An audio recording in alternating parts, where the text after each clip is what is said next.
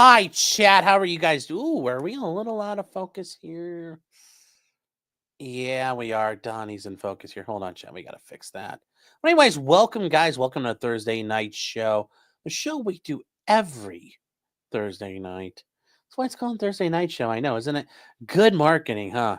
Clever, if you might consider it that way. Let's.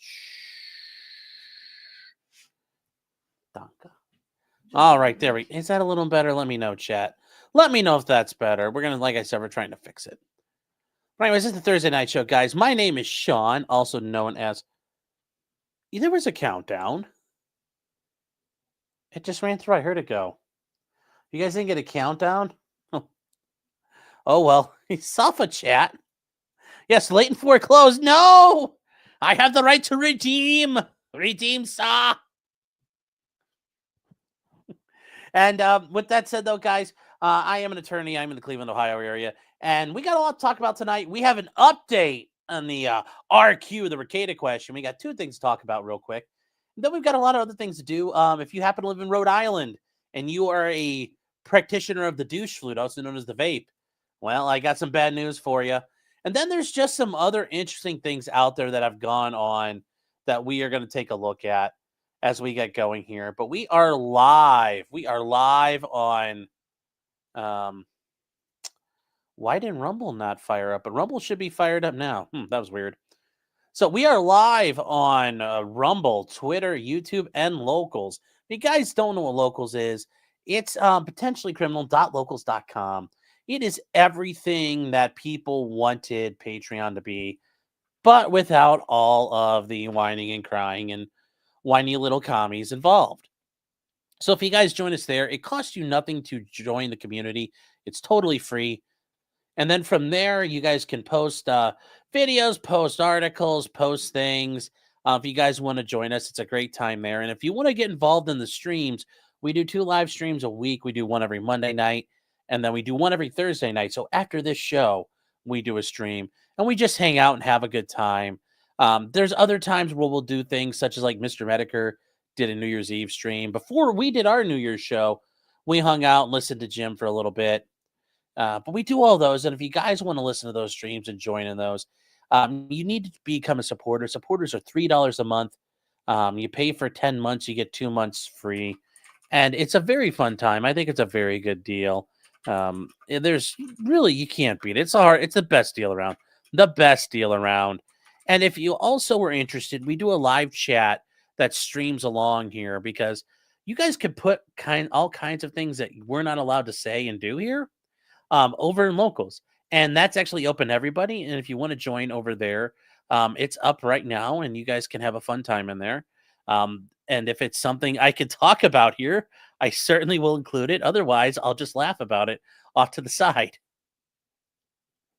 Oh, wait, why did this? Hold on. No, go back. Why did that not work here? Hold on. It's live TV chat. Live TV here. Here we go. There we go. And I don't know why that's here.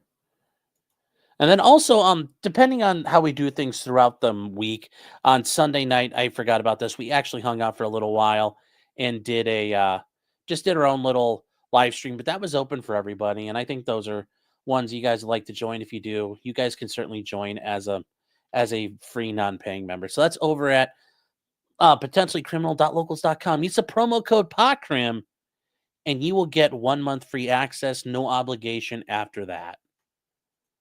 And then before we get any further, we would like to just do a real quick shout out to our sponsors tonight. Our sponsors, as we have as always, somebody I'm happy to hear you guys showed a lot of love to this year. The dragonstreasure.com, a haven for tea and anime lovers, but also soap lovers and also coffee lovers. You guys have done a great job with that. You guys have shown the T-Man some love this year. I was talking to him about it. He's, been thrilled. But he has been doing good this year, and he is your place to go for soaps, tea, and coffee. Use the promo code CRIMINAL. You get 10% off. It's a great place to go, chat. And then also you have maf-arms.com. MAF-arms.com. You guys know him. You love him. It's Matt from Fudbusters. He is the premier wind chime dealer in all of South Central Florida. They are still, I think they're still at home. Are they still doing their Yuletide yard sale? They were doing a Yuletide yard sale. They still are. They still are doing their Yuletide yard sale. So they are hanging out there, having some great sale deals that are out there right now. They have a couple different codes. If you guys click on the links there, use the promo code Yuletide, you get 25% off everything in that sale. And then there's coupons for $12 off if you spend $100, $70 off if you spend $500, $170 off if you spend $1,000, and then $600 off if you spend $3,000. That's a lot of wind chimes, folks. But you know what? Getting ready for spring. It'll be here before you know it. Get all your wind chimes out and let them go bingo, bango, and cling in the wind. It'll be great. And otherwise, if you're on the site, use the promo code POTCRIM and you get 10% off. And I highly, highly recommend it, guys. Now, normally I mentioned there's usually some sort of good sale that gets tacked on there or something you can get. Well, guys, it's a new year, so Matt's starting all over. No more nude pictures, no more lipstick smears on your invoices. You guys missed that. That was 2024. He's got new things coming in 2025. Just not right now. Just not right now. So, guys, MAF-arms.com. And then last but not least, chat, we've got Stoney's Bar and Grill. That's right, chat. Stoney's Bar and Grill at 158 East Broadway Street in Rockville, Minnesota. That's right, chat. Rockville, Minnesota. Stoney's is your place to go. The home of $2 cans on Thursdays. And actually, chat, hate to say it's not $2 cans anymore. It's $2.50 can beers today. So, price has gone up. Thank you, Biden. Thank you, inflation. But right now it's $2.50 cans. Guys, times change, but you know what? Stoney's is keeping it real. They're only doing what they got to do to keep the business going. Tomorrow night, they have Absolute Zero performing. And no, that's not Nick's screen name. That's the band Absolute Zero. And then Saturday, The Unwanted. And no, I'm not going to say it. Never mind. We're not going there. We're not going to do that one. You could probably fill in the blank yourself, but we're not going to do that. The Unwanted will be there on Saturday at Stoney's, chat. They are open now. It's only 8:39 p.m. They are open till midnight Central Standard Time. So get on over there. Enjoy some road pops on the patio. And in the meantime, chat, Stoney's celebrating 30 years. 30 years, chat. That's impressive. So there we go. Taking care of our lovely sponsors for tonight.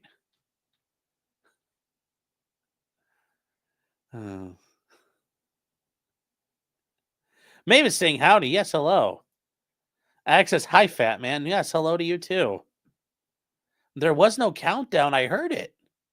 I really heard it go, so I don't know what happened. I don't know. I did not set up my colors for a dark theme. You know what? Yeah, I guess it's just 2.0 got me this shirt and I wanted to wear it because it looked really nice on me. So I'm wearing it tonight. We're going to wear it tonight, chat. Suffer with the bright colors. You're corny as suffer. Oh, you guys had to refresh. Okay. Yeah, YouTube is weird like that at times. Yeah, and it's funny because the YouTube chat just went down. So I got it popped out. Oh, so I see wearing my icy gay blue shirt. Well, you better tell 2.0 that's gay because I'm telling you what, man. You have fun with that. And LPR Tyler Yonke, Libertarian Podcast Review, the best Libertarian podcast review on the internet, and the best podcast review among the Libertarian sphere. Tyler, how you doing, man? Hope you're doing well. Yes, 30 years of good decisions at Stoney's. Your face is blurry on the video. It is. All right, hold on, chat. We're going to have to do something here. Sorry, Donnie, I got to take you down for a minute. Apparently, we're having some focus issues. And I can't feed the camera enough cocaine. All right, let's try this again, chat. Okay, here we go. When you need to focus here, and I need the focus to be here. We got to fix this here. All right, let's try to get this focus fixed. All right, here we go. Focus, you fuck. There we go. There we go. Yes. Yes. We've got it done. So you look like a baby. Well, I try. All right, chat. So let's see here. We are. Oh, Obscure Destinations Outdoors saying, FYI, T-Man's cat just died, so he's a little broken up about it. Oh, T-Man, I'm sorry to hear that, dude. Very sorry to hear that, guys. Yeah, T-Man, I'll make sure to reach out to you and say hello. Hope you're doing okay out there. It's a rough way to start the year. Rough way to start the year. I look like a Miami Vice villain. If I could be like the one dude with the Spaz 12 and then does the quick draw, that would be the best. Oh, yeah. Got a lot of laughs in the chat. F for the kitty. Yep. Yep. That same says it's cocaine? It's a camera and a 9-year-old. Do you know have you ever tried feeding cocaine to a camera? Maybe it'll work. We're going to have to, it's science. We got to try it. We're going to have to see if it works. Oh.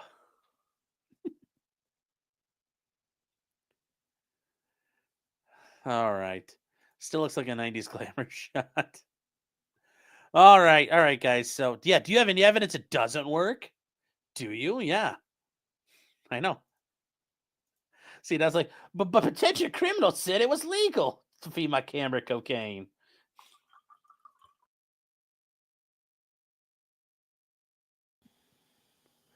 Yeah, you just sprinkle it on. You just rub it in on the top of their head. You take the camera and you just rub it on the top of the camera, and it fixes everything. Where is Clyde? Clyde is with 2.0. We'll get him in a minute. We'll get Clyde in a little bit here. All right, chat. We normally hang out for about 10 minutes, let people in. Jim says, how much for the entire load delivered through Miami front door? I hope you're doing well, Jim. And Kurt, yes, Kurt from Uncivil Law. Kurt, hello, how are you doing? Kurt, a friend of the show, very good friend of the show, says, it is not illegal to feed your camera cocaine. That's very true. This is America. We still have the right to do that. Maybe in Norway or, Slovakia. I know that's not a real place for those of you out there. I was making an Ace Combat reference. Or Tajikistan, you can't do that. But here in America, we could feed our cameras cocaine all day long. All right, chat. Before we get started on the thing everyone wants to talk about, we got to get some things answered real quick here. EDW Raptor gifting 10 subs. That's right, chat. EDW Raptor's importing some H1 green visas here. That's right, Grace. You're going to lose your job. You're going to get outsourced. We're going to have some Page Greens to come in. And they're going to take your job from you. They're going to take your spot in chat. The H1 green visas are out of control. Do your part, chat. Get the Grays out of here. Take their jobs. EDW Raptor for $5 says, can we hit the goal? I think you guys met the goal there.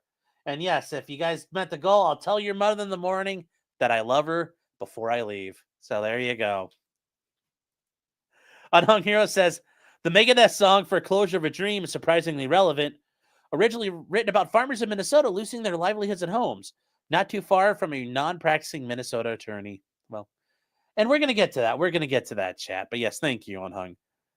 And then Gemma's been a member for 4 months, says, Happy New Year, doggos, Clyde and Laney. Yes, they had a fun New Year, and they're doing pretty good. Palmyra Productions gifted 5 subs. He's like, I agree. We need to get the Grays out of here. They don't work hard enough. They're lazy and indolent. We need hardworking H1 green recipients in here. So the H1 green visas, chat, they're just raining out everywhere. Raining out everywhere. David from Making Law Simple says 2.0 is gay. Well, it'd be really awkward because she doesn't seem to show it when, We do things. So, um, Chadwick's been a member for 7 months. Says you saw some kid in the Northeast derailed a train for views. Oh, in Nebraska, yes, I did see that. I know it broke my heart watching him intentionally derail a train. I haven't looked into that a lot more since when it happened, but yeah, that should be another relevant thing to look into going forward. But yes, I saw that and it broke my heart. He would dare hurt a train. A poor little train did nothing wrong. And Linda says to Matt Livelsberger, thank you for your service. Yeah, we're gonna talk about him. Kind of a rough end for that guy, but we'll get to it. A little weird too, though. All right, chat. We're gonna move on to the Rekeita question, the RQ, as it will. We've learned a lot of things in the meantime here, chat. And one of the things I know you guys were wondering about is what's going on with Nick's house. And I'm only going to mention this because a foreclosure is a legal thing, and not a lot of people know how this stuff works. So the way things work are your loan is normally in you pay a mortgage or you have a HELOC or whatever it is. Basically, some kind of secured note on your property, and you have to pay on it. That's how that works. They gave you that they paid up front for your house, and you have to pay them back with interest, is generally how this goes. So at some point, Nick secured and hold on here. Where is... Yeah. The way this works, and it's... the way this works is you have to pay, and if you don't pay, at first you're probably going to be considered delinquent, and then after a couple months you're in default, and then after a while you get into foreclosure status, and it takes a long time for this to happen. And this isn't a recent development. It's been something for a while. It takes a while to get into foreclosure. And foreclosure is when the bank can finally make a move to get their property back. But it's not automatic, and it doesn't happen right away. So one of the first things that happens is every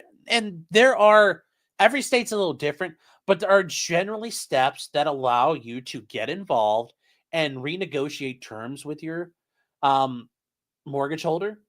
Generally, the term, you don't renegotiate the terms. Generally, it's like, pay us what you fucking owe us.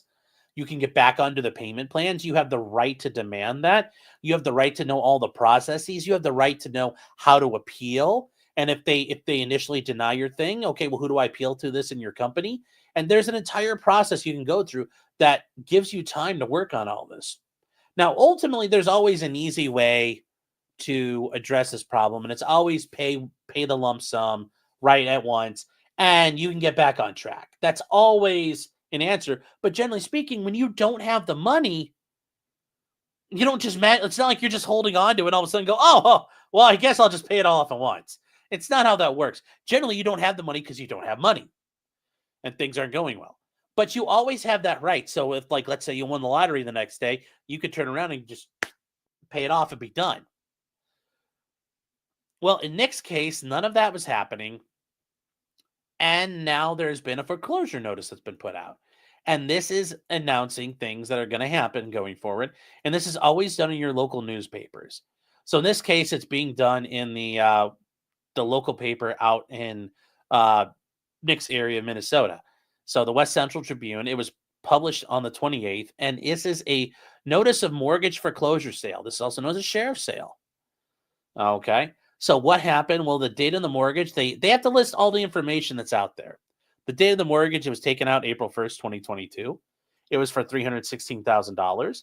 The mortgagors, the people who took it out, were Nick and Kayla as trustees of the Robert Lord Property Trust, which I don't understand why people give their trust such weird names.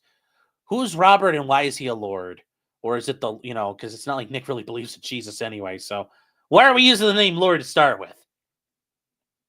The mortgagee is Mortgage Electronic Registration Systems Incorporated. And it talks about Everett Financial and Supreme Lending and its successors and assigns. The date and place of the recording was recorded April 7th in the Candioi County Recorder's Office. Now, that's important because you can find the documents. You can go and actually find this document in the Recorder's Office. And the reason why that's important is if you want to buy the land, you have a right to know that there's a mortgage encumbering the land. You have the right to know, are there leases? Is there an oil and gas lease? Are there mining rights? Right-of-ways? Anything that can attach to a land? Are there liens on it? judgment liens, tax liens, blah, blah, blah. All those things that can attach to a land and a parcel of property, all of that gets recorded. If it's not recorded, well, then you're not on notice that it exists. So that if it's not recorded, there are times where you can kind of operate independent of that thing. So, for example, if you have an easement, you don't record it. Well, you might not have that easement after a while, and you may have to renegotiate it with the new landowner. Recording things is very important to secure your place as a creditor and to secure your rights as a party involved in whatever instrument you hold. This date. So what happened here? Oh, we got to zoom in a little bit more. It's kind of like an ant mode here. So I'll zoom in on this for you, chat. Sorry about that. The date, this is dated, THMSR Holdings, LLC, got this, and they got it November 19th, and it was recorded November 25th, and this is their document number. Well, what they ended up doing, they said, fuck it, we're just going to go for it. Now, what you get to know is the actual property address, the tax parcel ID. So this is for your county auditor, tax collector, whatever you call them where you live. The legal description of the property, and this is where you guys learn it. This is Lot 1 of Block 1 of the Tea Time Terrace, recorded in the Kandiyohi County, Minnesota Recorder's Office. And they say that part of Lot 2, Block 1 of Tea Time Terrace, described as follows. And this part here, guys, this is a little bit of me kind of giving you some property, law things. This is the meets and bounds of a property here. So you start in the northeast corner of Lot 2, and then you assume a bearing of 89 degrees, 53 minutes, and 40 seconds west. And you would go along the north line of that property to a distance of 532 feet. Thence on a bearing south 58 degrees, 7 minutes, and 54 seconds east, you go 282 feet. And then from there, you go basically west 227 feet. And then you go to the south line of the lot, and then you go south 89 degrees, 53 minutes along that line for 341 feet. To the east line of Lot 2, and then you go north. You go north 0 degrees, 56 minutes west, along said line 372 feet to the point of beginning. So it literally tells you how to trace the property. Now, if you end up with a property that's got all these little squiggly lines everywhere, you're going to have, if you live, and here's what I will say, if you live outside of the 13 colonies, you're going to be what's subject to the Public Land Surveying System, the PLSS. This is where you're going to see all of this. If you live in the 13 colonies, you may end up with following a river to a rock to a tree. You're going to have, and those rocks and trees may not exist anymore. That's a thing that happens out east. They're getting better about recording all this stuff, but you can go back and read a deed from like 1830 and none of the landmarks exist anymore. So that's why you go to now what are called surveyor pins. And you should be able to, as a surveyor, you should be able to go out the metal detector and follow this, and you'll find a pin at every point, marked and capped, showing where you went. And and some of you might say, well, wait, why is there no section township range? Well, that's not been listed here, but that would be part of the property description to an extent, but not always. It traditionally is out this way. And they say the amount due and claimed to be due as of the date of this notice, $307,749.05. And the pre-foreclosure requirements have been complied with, and then no action proceeding has been instituted at law or otherwise to recover the debt secured by said mortgage or any part thereof. So they're saying we haven't done anything at all to collect on this yet. This is the only thing we've done so far. And they say, pursuant to the power of sale contained in the mortgage, it will be sold by the sheriff as follows. On February 4th at 10 a.m. at the sheriff's office in Wilmar, Minnesota, in Kandiyohi County. And literally there is, I've seen this in multiple counties. They've got they come out, they have like a little podium. Most sheriffs have this little podium they roll out. And they have one of their deputies, usually like they have a deputy that specifically does it or someone who's part of their office. And they hold a sheriff's sale and they bid on the property. Now, here's how it works. You don't generally get the property. It's not like somebody's going to walk away with the property for $100. The bank is going to at least get their value out of the property. Now, what will happen is somebody may buy it. And let's say you get a bunch of people who go out there and want to start bidding on it. And let's say they bid on it and they bid over the price. of $307,000. So let's say they bid it up to $500,000 or $600,000. And the property value truly of the property itself is worth quite a bit more than that. Anything above this amount, chat, Nick and Kayla get back. The bank doesn't get to keep the extra. The mortgage was for $307,000. So they're only entitled to $307,000. Now, if there was a second mortgage, that mortgage then picks up what's left over. And this just becomes, it's just like a bankruptcy. Who's the first creditor in line? They get to take a big swig out of the trough. And then the second one gets a smaller swig. And then you go and go and go until there's nothing left. Well, the first mortgage holder gets completed.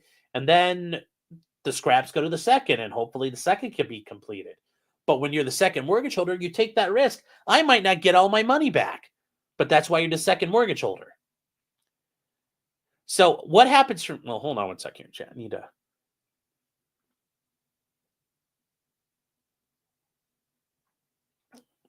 So now, even if somebody buys the property, it's not over yet.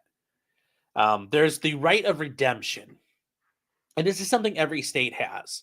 There's a right of redemption. And states may have different timelines on this. But we have a public policy interest. We don't want people to lose their properties. And primarily, this is it's a functioning society thing. We also don't want people going in and burning down banks and murdering bankers.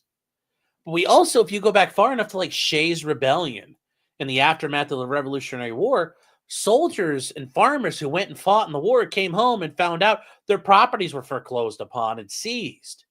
Well, there was an entire fucking rebellion of guys getting ready to burn down the state of Massachusetts because they served the country, and then banks and local people who stayed home tried to fuck everything over. It was a big fucking deal. There are all kinds of issues with that. We also don't want to take people's property from them. I mean, it's just not good. It's just not cool. Now, the other side of it is, yes, pay your bills, but in the meantime, we don't want to put people on the street. So, and you'll see here, and as you read this,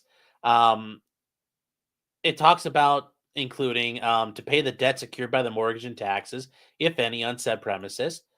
So it's not only just the $307,000, it's going to be the debt, secured by said mortgage and the taxes. So the property taxes that have been paid. If Nick hasn't been paying them, the mortgage company is going to have to pay him, and they can recoup that cost. The costs and disbursements, including attorney's fees, which means like to file all this crap takes attorneys, and it takes administrative things. So it's probably a little more than 307. It's probably $325,000 probably at this point. Okay. Well, Nick has the right of redemption within 6 months of the date of said sale by the mortgagors, and their personal representatives or assigns.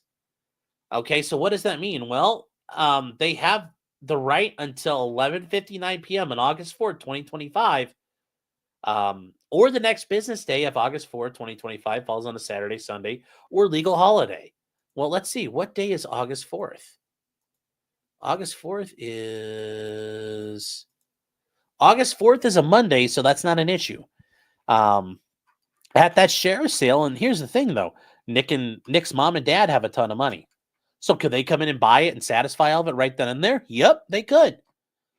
There are some alleged theories, and I know people have been talking about this, that this is a theory to end run around some liabilities that may exist and shield some assets through means that would not otherwise be acceptable because it's a forced sale of property.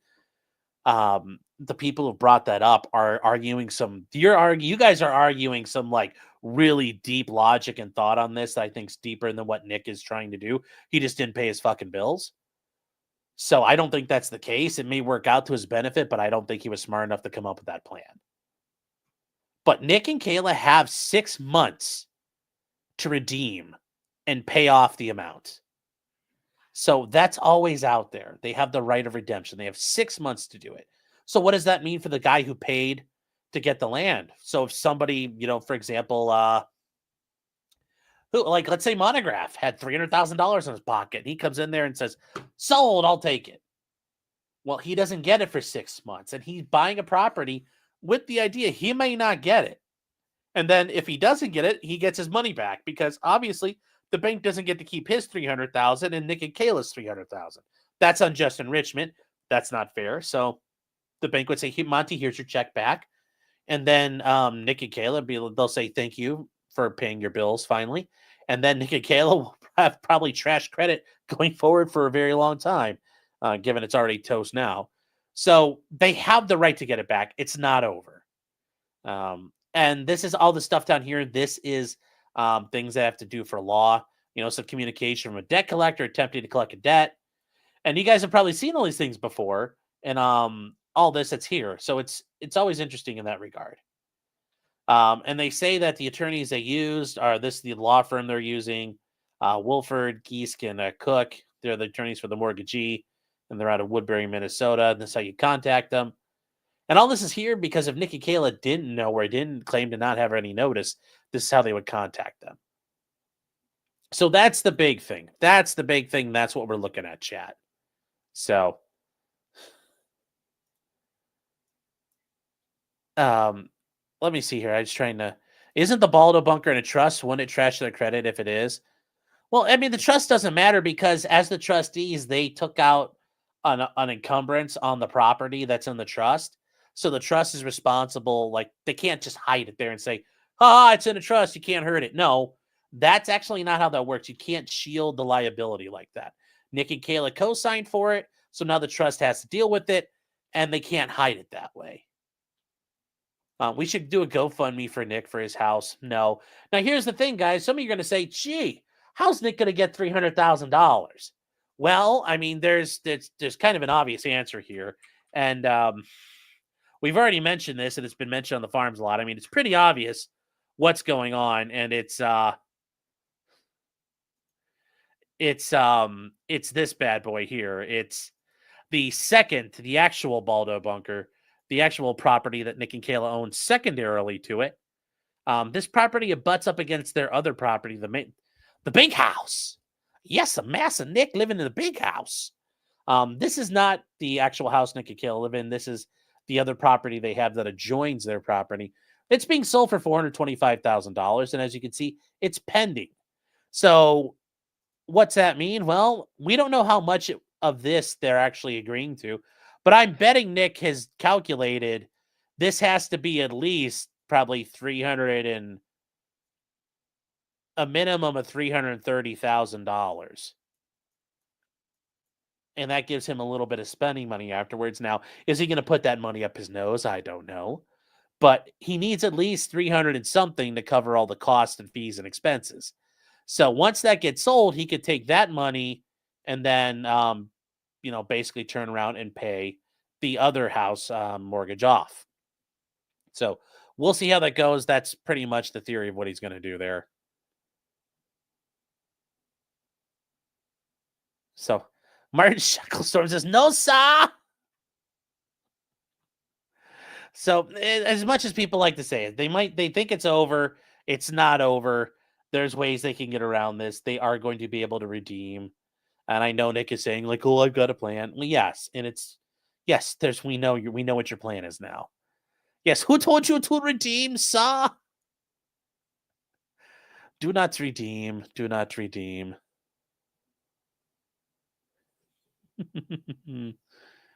Oh, you guys are so funny. Sir. I love all the Indian quotes. This is great, guys. Nick's gonna have a garage sale to raise the money. Yeah, he's got to sell all his paintings. I'm sure those are gonna fetch a penny. They're probably worth a penny, literally.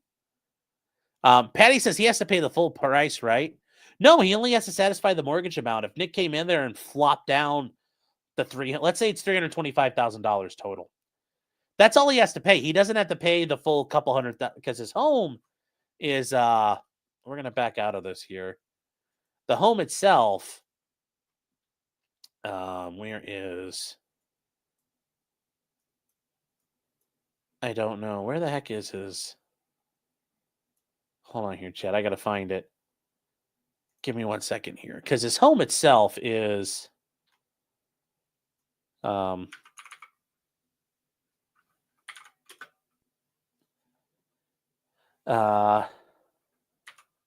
First Street. Yeah, there we go.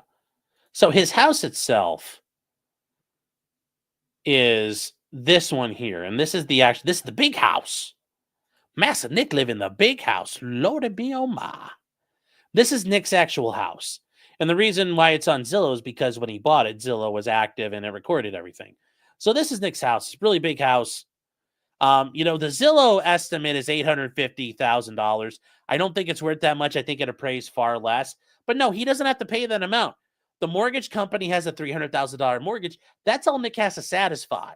So you don't have to go out and pay the full price. You just have to pay the price for the mortgage, because otherwise Nick's house was free and clear before the mortgage. So all the equity in the house before the mortgage belonged to Nick and Kayla through the trust.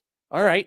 So you don't have to pay, because otherwise they're basically paying themselves with the money. So you don't have to pay yourself the equity that you already own. They only have to satisfy the amount that they owed. Justin says, so they get their homes back, right? They will, because they're going to sell the other house, and that other house probably is enough to cut. They're going to pay for the house that's built into the ground to pay for this house. And they'll save this house. They'll cannibalize the other house to save this one. Probably has back taxes. Yeah, it does. It's probably got back property taxes added into that 307. So like I said, let's round up to 325,000. That's the bare minimum he needs to sell from the other house.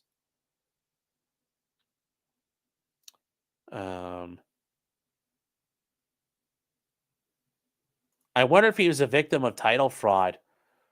I don't know how he would be a victim of title fraud. I don't see any reason to show that's an issue.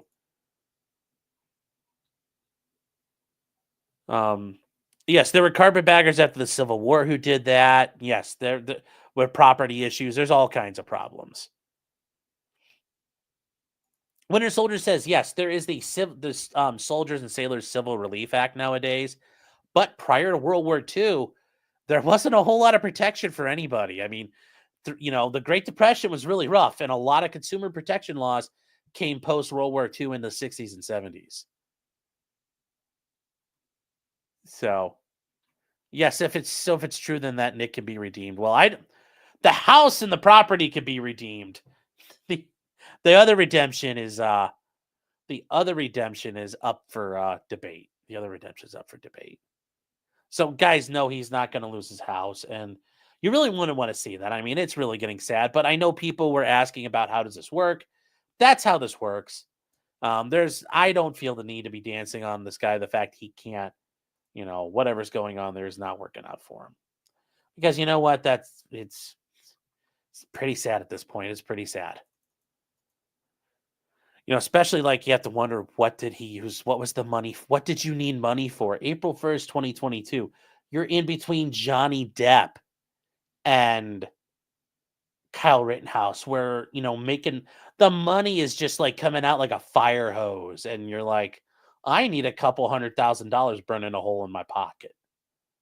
And then you don't pay it back on top of it. It's like, I don't know, chat. I don't know. Yes, damn it, Nick, we lost the house again. And Blade 2.0 says, please let there be a second mortgage we haven't seen yet. No, I don't think there is a second one. They would have probably would have been fine. Once the first one trips, everybody else who's in line is going to start That's the thing. When you start defaulting like that, even in a private setting or a commercial setting, immediately there's a scramble to the courthouse to start filing. People are going to get in line, make sure they're protected. So we probably would have seen it trip the tripwire by now. The second mortgage has a right of redemption as well. Yes, every mortgage has a right of redemption. So let's say Nick theoretically could take out 10 mortgages on his property. He has the right of redemption for each mortgage. So let's say each mortgage was $100,000. He could satisfy each one of them, and he could pay them off, and he has the same right of redemption. Just the idea of, obviously 10's impossible. You will never get 10 mortgages unless you're Mr. Burns. But that's the idea. Yes, you always had the right to redemption on your homestead. Yeah, the Zillow estimate is way too high, I think. Will the price include a cleaning crew? So that's, well, yeah, no. And Nicole, you're asking this, can they sell it for less than the debt? No.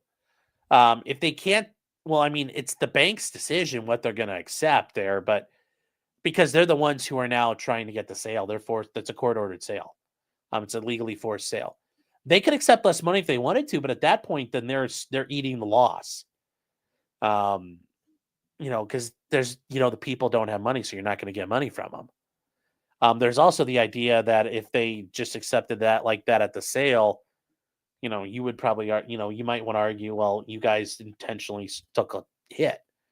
No, but you're not they're not, the bank won't sell it for less than what it is, because even if it was going to be for less, they would take it, hold on to it, and try to sell it for more. Like they gain nothing by selling it for less. They need to get $307,000 at a minimum out of it. I'll go 601. I bid 26 grams. That'd be funny. Yes. Can I pay in cocaine?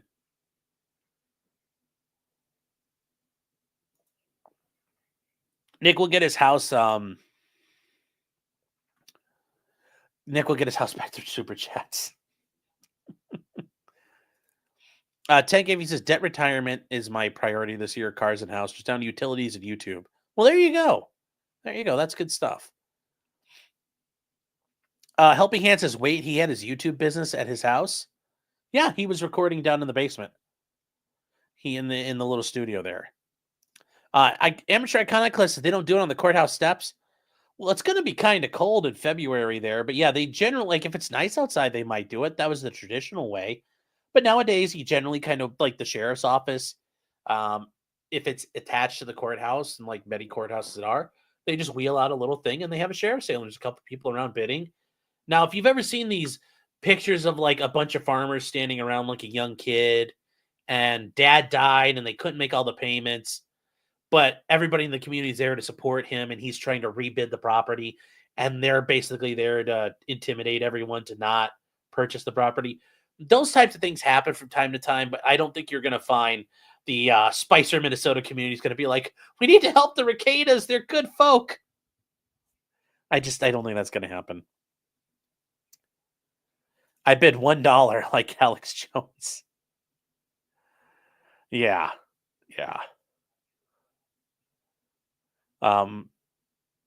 Nick is going to take up golf to get the house back. Yeah, I don't think that's going to happen there. So, Annie is saying, has anyone posited the idea he took out his loan to pay taxes that he never paid or had withheld from the YouTube earnings? I mean, maybe, but even then, it's like his taxes, like he got all the Kyle Rittenhouse money in 21. 22 rolls around. Taxes still aren't due for another 15 days when he takes out the loan. So I don't understand that. I mean, why wouldn't he just take out an extension on his taxes and then use the Johnny Depp money to cover the other loss? But we don't really know. And I mean, I don't think Nick is probably that strategic. I mean, he bought the fancy car, he bought the loaded and Navigator, and he bought his, the Mustang. I'm sure. And then they went on the trips. I'm sure all that money was just blown on garbage. Let's be real. But no, I mean, it could be like, but I'm just saying, let's be real. He probably spent the money where he spent the money. Let's be serious. We're going to hold off on that one. But yes, what happens with the green braces cover Tannerite? Well, we're going to explain why that's sussy. And then Leah is a new member. Hey, Leah. Gemma says, if you made $2 million, wouldn't paying off your house as classes be the first thing you do? Gemma, here's the neat thing. His houses were paid off free and clear. His houses had no mortgages or encumbrances on them. He owned him and Kayla owned a house free and clear. And then the trust owned the house free and clear. So literally they had no real debt. That wasn't a problem for them. So it was just like extra money. It was extra money. That's the neat thing. That's a neat thing. Jefferson Poe says, Vermont can have trees with wire as boundary markers. Yeah, and like I said, that's when you get to, you're dealing with like the 13 colonies. They have some weird ways of doing meets and bounds. And then EDW Raptor says, can we start a GoFundMe to buy Nick's house or give it to Monty or his lawyer? Remember, he always has the right of redemption, so even if you do it, it's not guaranteed to work. And presumably Nick is now scrambling to fix the problem. Also, guys, is Rumble working? Can you guys let me know?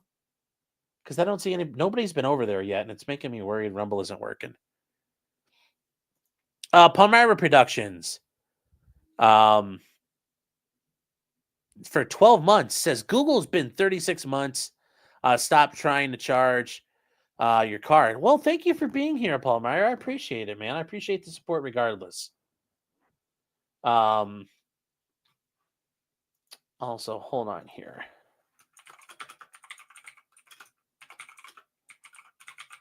Oh, okay. Rumble is up and on. Thank you, Logistical Nightmare. Just, it was really quiet over there. And then Eric Fulham says, test the lenses in your camera for cocaine. Oh, no. And then Jefferson's post is getting 2008 flashbacks with the foreclosure news. Yeah. You guys, if you don't remember, especially if you're younger, 2008, then the collapse, it was brutal. People were doing things called deed in lieu of foreclosure, basically, where you mailed your keys into the bank and said, fuck you, take it, I'm out. And banks were accepting that. But there were also people who were gaming the system. And if you really want to, you can game a foreclosure out for years before it gets going. Like you throw a bankruptcy in there, you throw in a couple different things that pause it. And there are people who had a 2008, 9, 10 foreclosure starting, and it was 2016, 2017. They were still in the house. So if you play it right, you can play it right for a while. Dan over at Nice Podcast, Stupid. How you doing? Saying, is that the house where April used the Vagisil lotion? Yes. Yes. And Jefferson Post says, the mortgage, not underwater, but the brain is very wet. Oof. Yeah. Yeah. All right. So moving on to the next Rekeita thing, and this is actually something here, Chad, I told you about. The reason why I didn't do this on its own, because it doesn't really warrant a, oh my gosh, breaking news. Because once again, we expected this. We have information on Kayla's suppression motion. If you guys remember, Kayla is Nick's wife. She was also charged with the possession of drugs, having the firearm in the home while drugs were present. And then she was also charged with an additional offense, which is a little different than Nick's. And she was charged with child neglect or endangerment as a different violation of the Minnesota statutes. But we do have the order on the omnibusy. So that's something we're going to tackle here real quick. So the order following the omnibus hearing. So on October 28th, there was an omnibus hearing. Kayla appeared with her attorney, and the state of Minnesota also showed up. Kayla's got the second-degree possession as a felony. The possession of the weapons by an ineligible person, and neglect or child endangerment.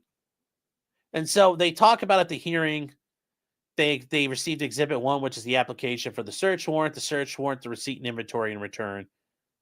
And they said following a briefing schedule, meaning both sides had the chance to submit briefs, they had the court, and from here, the court took the matter under advisement December 9th. So, guys, remember, it's been about 21 days, about 3 weeks roughly. And that you're throwing in the holidays, Christmas and New Year's. And remember, I mentioned this before, guys, courts kind of grind to a halt as you get close to Christmas. Really in December, once you clear Thanksgiving, court slows down. You don't usually have like trials after Thanksgiving. Like nobody really wants to do a whole lot. And then you get to Christmas, and then you're in between Christmas and New Year's. Not a lot really happens, chat. Not a lot really happens in court. But they say, based upon the exhibit's filings or proceedings, the court makes the following motions and determinations. And we're going to skip all that real quick because we're going to get to the memorandum of law. And they go through here. And ultimately, just like Nick, Kayla's asserting the search warrant was defective because it lacked probable cause. And the information had no indicia of reliability, was conclusory and based on speculation. And Detective Pomplin, guys, remember, is the head detective that was leading the investigation here. He lacked training and experience to offer an opinion.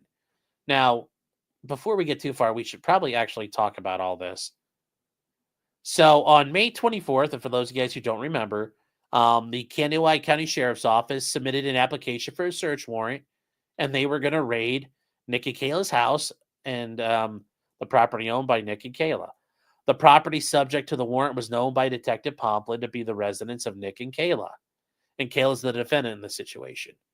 The search warrant was for controlled substances prohibited by law, drug paraphernalia for the use of controlled substances, and items that show the controlled substances are not legal drug paraphernalia. They got their search warrant on May 22nd. Now, primarily, what are they looking for? Cocaine and cocaine accessories. If you guys remember, Nick had the infamous Coke stream where he shows up all powdered up, all dreary, and then he's all jazzed up and fired up, and then he slogs off again. And that was kind of that's really the last true stream Nick has done on YouTube, was back on May 21st. So the police the next day get everything going. And we go back to the beginning. And May 16th, the sheriff's office received a report of neglect and drug use involving Nick and Kayla. And that was done by their pastor of their church, who said, other people have reported it to me, and we have concerns for the kids' safety and well-being. So after that, the detective started reviewing Nick's social media videos, and Detective Pomplin noticed Nick's appearance changing from January to May, which it really did. Nick's changes appeared and are noted as common with drug users, and yeah, they kind of are. And right after Nick crashed and burned that night, he also reviewed Aaron Imholt from Steel Toe Morning Show, reviewed his media videos, and Imholt hosts his own show. And from watching Imholt's videos, it's apparent that Nick and Aaron had a friendship and have since had a falling out. Aaron stated that he's recently experimented with cocaine and Molly. And Aaron, on the 22nd, uploaded a video where he spoke about Nick and insinuated he was using drugs. Well, a little more than insinuating, but yes. Yes, he was doing a lot.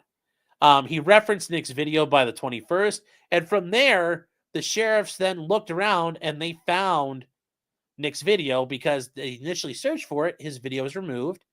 And later they found it. Now, they found Cog's upload, and remember the watermark nonsense. Well, on that video, you can see a white powdery substance is on his nose. This is where they talk about Nick's video being 4 hours, 4 minutes, and 4 seconds in length. At 2 hours and 46 minutes in, Nick leaves the video to use the restroom. Upon returning at 2 hours and 50 minutes and 40 seconds, Nick appears with a white powdery substance on his nose. His demeanor is excited, and at one point he closes one eye to be able to read speech, rambles, and then slurs his speech. Remember, guys, the judge had to watch the entire thing because Nick, it was arguing about all this. The May video was recorded in the basement of his house, and Pomplin is previously a drug recognition evaluator. Remember, guys, I said DREs are bullshit, but remember, Nick was so intoxicated and high, any one of us could readily tell something was going on. So it didn't require his training experience. Almost anybody could see Nick was completely fucked up on there. So anyways, they believed that Nick was using a central nervous system stimulant and a depressant. Alcohol and cocaine. Cocaine, the stimulant, and alcohol, the depressant. So on May 23rd, the police raided the home. They found a black vial with a white substance inside. They tested positive for cocaine. A snort tube near the nightstand, positive for cocaine. They found just 22 casings on the floor. It's for art. They found an AR-15 with several magazines loaded under the bed, which that itself isn't a crime, but when you're doing drugs, the state has determined it to be a crime. And whether you like it or not, it's a crime, so don't do it. A glass container and with metal filter and grinder in the bedroom, positive for cocaine. A 45 caliber bullet in the closet. A bag with cards and a dollar bill in the safe in the bedroom, positive for cocaine. A corner cut baggie with white powder in the master bedroom safe, positive for cocaine. 3 small baggies in the safe, positive for cocaine. Green tablets in the safe that tested positive for ketamine. You're like, ooh. We're doing some special K here, chat. A digital scale in the bedroom, testing positive for cocaine. A metal pan with white powder, positive for cocaine. snort tubes and metal cutters in the safe, testing positive for cocaine, a $100 bill with cocaine residue on it, a bindle bag testing positive for cocaine, like everything, a cocaine scooper, baggies with a funnel, unknown brown substances which field tested negative, and those apparently didn't come back with anything from what we could tell, chat. A 1911 handgun, a 380 handgun, a 12 gauge shotgun, and then ultimately 26.67 grams of cocaine with all the packing. So that's what they found. And basically, the court's saying, Kayla, this is bullshit. We don't agree with you. They talk about here the Fourth Amendment requires the right of the people to be free from unreasonable search and seizures, and there must be a finding of probable cause in order to issue a warrant under the Fourth Amendment and the Minnesota Constitution. So you're like, okay, cool. So in most instances before searching a particular residence, and remember, a search warrant has to be particular, has to be particularity. Where are you going to go and what are you looking for? Because if you don't, that's a general warrant. We're going to this house and we're looking for X. We believe X is there based on, and that's where you develop probable cause. So when you review probable cause, you determine if there's a common sense basis for the search. And all you have to do is set forth evidence, competent evidence sufficient to lead a reasonably prudent person to believe there's a basis for the search. And it's done under a totality of the circumstances test. So that's all you have to do. And here you can't review each component in isolation. You have to analyze the warrant as a whole. So if you're going to go through all that, we've already covered this multiple times, chat. They say in the present case, the search warrant application states law enforcement began their investigation after receiving an allegation of child maltreatment concerning Nick and Kayla's kids. Minnesota statutes and regulations emphasize the protection of the identity of reporters and informants in the context of child maltreatment investigations. As such, the search warrant does not include the identity of those individuals. Yes, but we do know from the police report itself that it was Pastor Mellon from their church who did it, and hat tip to the pastor for trying to take care of the kids. Once the maltreatment began, the investigation began, Deputy Pomplin reviewed the defendant's husband's social media, meaning Nick's. And from there, he noticed, he had a wide variety of experiences and hundreds of hours of training. He mentioned this in the affidavit. While reviewing the videos, Pomplin observed Nick with a white powder on his nose and behaviors consistent with being under the influence. The video was recorded in Nick's home. And cops can rely on training experience to draw inferences in affidavits, but mere suspicion does not equal probable cause. Well, they had a lot more than mere suspicions. He used his drug recognition evaluator and experience as a cop to support the information here. But to be fair, guys, remember, we all saw it too. Like, there's no way you would sit there and say, oh, he's normal. He was clearly drunk the entire stream, and then he got, completely blitzed on cocaine because he comes out of that break taking off like a rocket ship. And so they say, based on the experience as a drug recognition evaluator, Pomplin believed Nick was exhibiting signs of polysubstance abuse. The observations made by Pomplin of the behaviors are detailed within the affidavit and further corroborate the concerns about Nick and Kayla using drugs.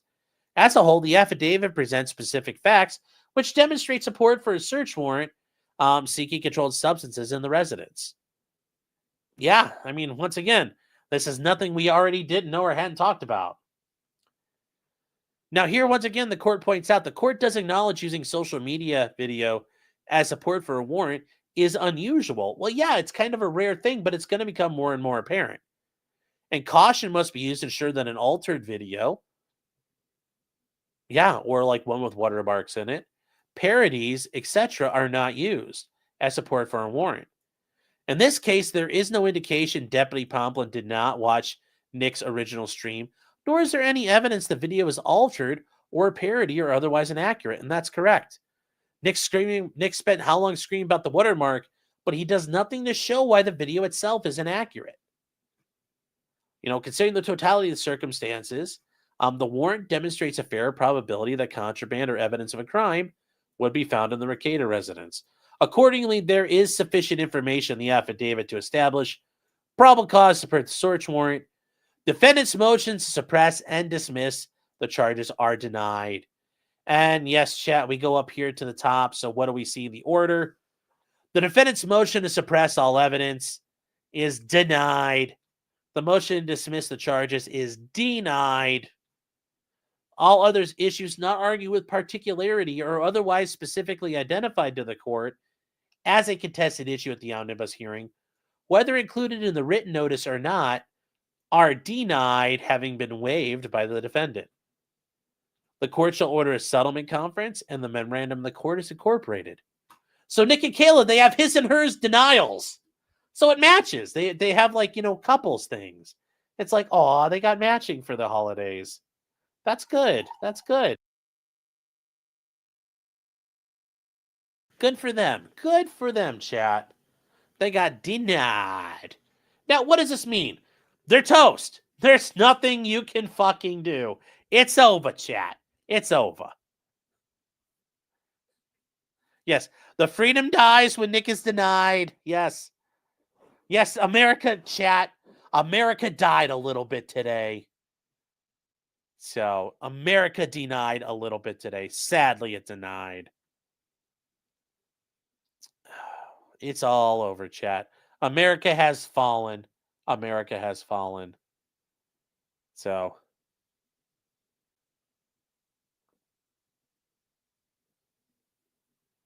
I mean, this was clearly a violation of the Third Amendment. I don't know why they didn't argue it.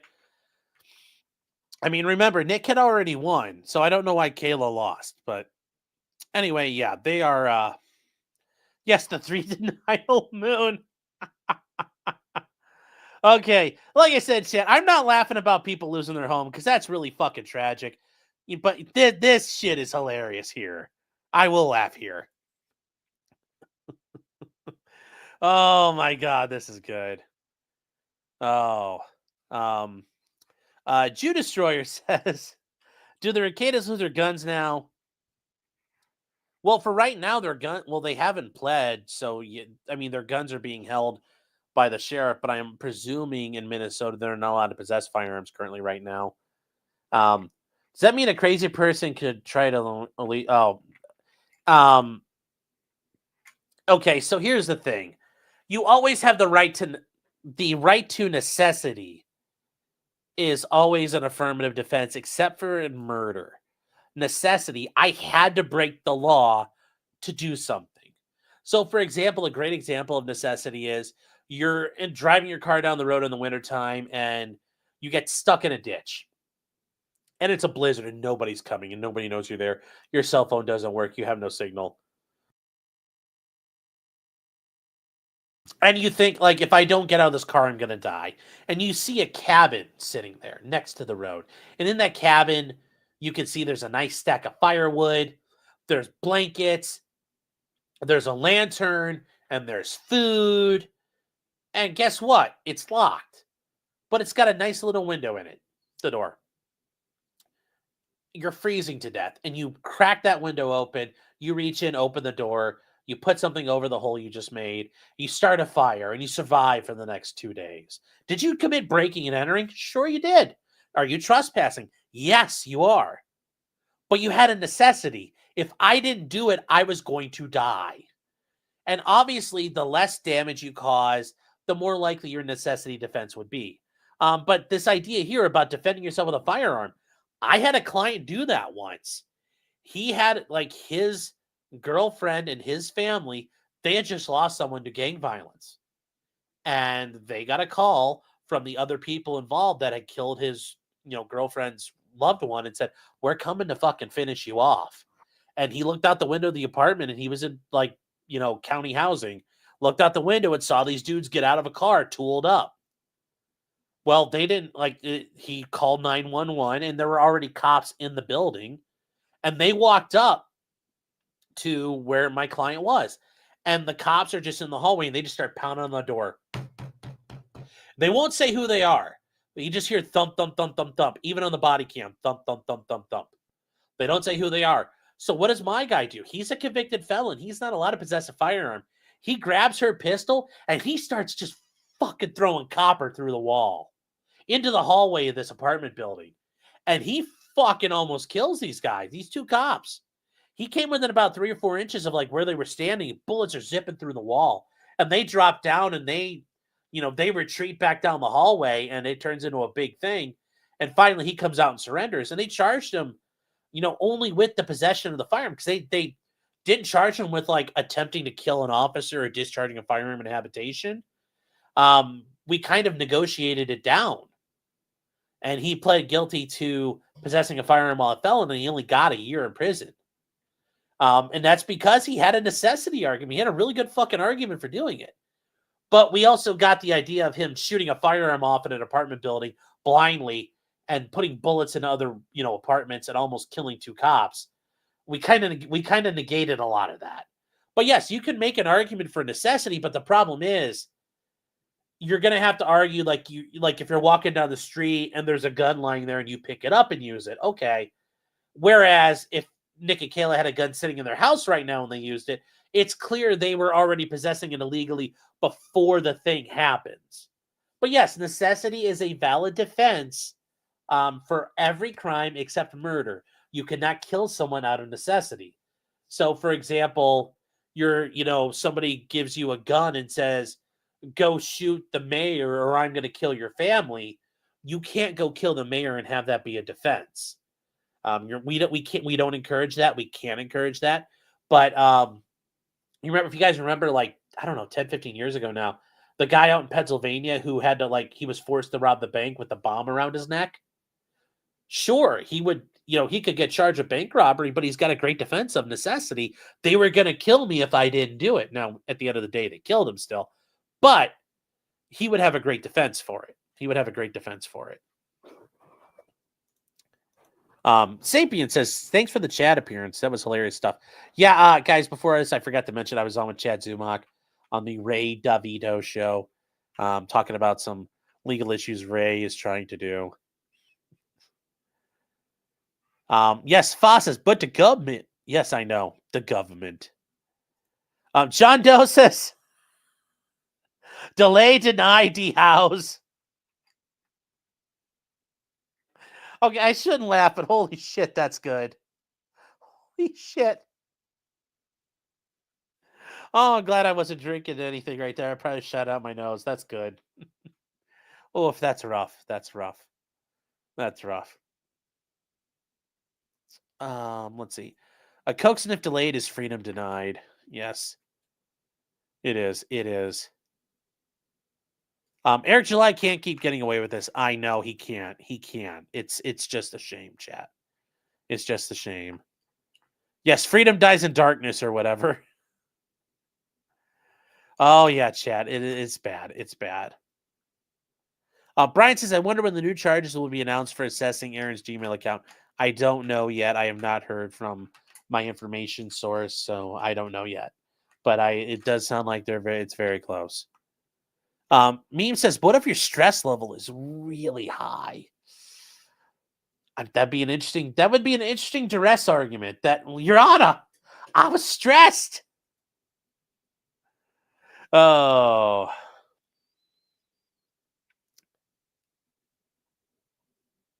So, Garrett says, like me, shutting off a stereo at 3 a.m. Okay. I did not shoot the stereo. I almost did. I came like this close to shooting the stereo. But like I said, that was not a duress issue. That was, I thought that there was somebody in the house. So we'll deal with that. Like I said, we can tell that story later. We'll tell that story later. Again, we'll tell it again. I've already told it a bunch of times, but. So the moral was your client had bad aim. No, the moral was we basically were able to prove a compelling argument for the cops never identified themselves and they were in fear of their safety, so they started shooting. And the prosecutors were kind of like, yeah, we kind of agree. So how about he does a year and we just call it good? And he was willing to go do a year. So. So, homeboy got lucky. He had a good lawyer. Well, he got lucky. He also, well, good lawyers help, but making good facts are critical. Did he hold the gun sideways and record the phone in portrait mode? No, this would have been 2014. So that was still kind of like not everybody had good phones yet. Fiery Red Podcast saying for Nick and Kayla's, their house at the auction is set up. Yes, they still get to live in the house until August 4th. So they could live in there the whole time. They could live in this all the way to August 4th. And Nick could come in at 11:30 on August 4th. Remember, it said until 11:59 p.m. The entire time he could, because you could wire money instantaneously and he could show proof he paid. He can wait until the very last second and pay it off. He could pay it off tomorrow. He could pay it off any day leading up to the sale and any day after the sale. So at any point he can do it. Could you rape out of necessity? I mean, theoretically, you might be able to make an argument for that. But once again, it's going to be tough when you are damaging and hurting other people out of necessity. Especially if they're innocent people. That's going to be a very tough argument. But theoretically, maybe you could. Meme says that's some Batman shit. Well, it's there. Let's see. Jarek says, stay the F out of dabblers. Well, I just dabbled in the dabblers. Yes, Aaron is staying out of trouble and stacking dubs. I know. Aaron's just over here minding his own bit. Like, he got out of there, whether it was intentional or not, or however it worked out. Aaron walked out of there. He happened to be he was on the last flight out of Berlin, whether he knew it or not. He got Hannah Rice flying him out of Berlin at the last moment. Meme saying real quick here, was the radio playing ethnic music? Okay. No, it was not. So when I first got married, we bought a house. This is back in I don't know. There's a police car outside. So it was I hope they're not here for me. Oh, chat. Uh-oh. It might be time, chat. It might be time. I'm just kidding. So we bought a house and we had people over to help us unpack and get the house all ready and that fun stuff. So somebody, my wife at the time, she had a stereo system and somebody had set it up on a table in one spot. I'm like, okay, yeah, that'll be good for there. And I think it was the night out. It was we did that on Friday and we did some of it on Saturday. It was Friday, and then Friday night into Saturday morning, it was 2:30 in the morning, and all of a sudden, I'm out, and my wife wakes me up, and she's like, "What the fuck is going on?" And I just hear the radio just go it's really fucking loud, full tilt loud, max volume, so you can't hear it. You don't know what's going on, and I immediately I don't know what the fuck's going on, and she, at the time when she told the story, she laughed, but I reached into the nightstand and I rolled off the bed. I'm left-handed, so it helps. I reached out the nightstand and I reached in the nightstand as I'm rolling off the bed and I grabbed my 1911 out and I'm on the door ready to go. And I'm we're fucking doing this. I don't know what's going on. And as I stop and kind of get my bearings and put my glasses on and we have a lamp on, I hear the radio just going full blast. And all I can think in my head is, oh my God, I've seen The Jackal. This is how he kills everybody in the movie The Jackal. When Bruce Willis turns on the music real loud and he starts assassinating everybody in the house. And I'm like, oh my God, we're going to fucking die. I don't know what it is. Sounds like it might be a distraction. So I'm staring at the door and I reach in the closet and get my AR-15 out and I've got it and it's all ready to rock. It's all gassed up. And I put my 1911 on bed. I'm like, well, here you go. If anybody me comes through the door, fucking kill them. And she's like, why are you doing that? She's like, don't take your gun out there. And I said, no, I'm going to carry a gun outside. And she's like, no, that's ridiculous. And I looked at her and I said, by all means, go out and figure out what the fuck's going on. She's like, hell no. And I'm like, then I'm going to have to do this. So you kind of threw the door open, leaned back, and started clearing the corners as I went. And I was a lot skinnier when this happened to me, by the way. It's like 15 years ago, chat. But anyways, I'm kind of clearing down. There's like an interior hallway in our house, and I clear it out, and I clear out as much as I can. Like there's a little bit of an outcrop, so I've cleared like most of the house already that I could see. And I'm looking, and I'm to like the last little bit of the house where the radio is, and I'm like, oh my God, like they're there. And I just said, if there's anybody there, get the fuck out, or if I see you, I'm going to shoot you. And I'm like, oh fuck, this is gonna be it. So I'm ready, and I switch up, and I'm getting ready. I'm just like, and I come around the corner, and I'm getting ready to like, if there's, I don't care who it is. It could be anybody. It could be a 3-year-old. It could be Mother Teresa. Whoever's standing there, I'm fucking center punching right then and there. And I go, and there's nobody. And I'm like, what the fuck? And I look around. The windows are all closed. And I walk up to the door. The doors are locked. The back door is locked. And I walk through the kitchen, and all the doors are locked in the house. And by that point, I already shut the stereo off. And I'm like, what the fuck happened? And it goes off again. And then I go back over to it. And apparently, when somebody had set it up, they had put it like on sleep mode. And they weren't paying attention when they set it up. So it was set to go off at like 2:30. So yeah, that's why I almost killed a stereo. So no, it wasn't playing ethnic music. It was actually the rock station out of Toledo. It's like 104.7 WIOT. But that was rough. That was fucking rough, chat.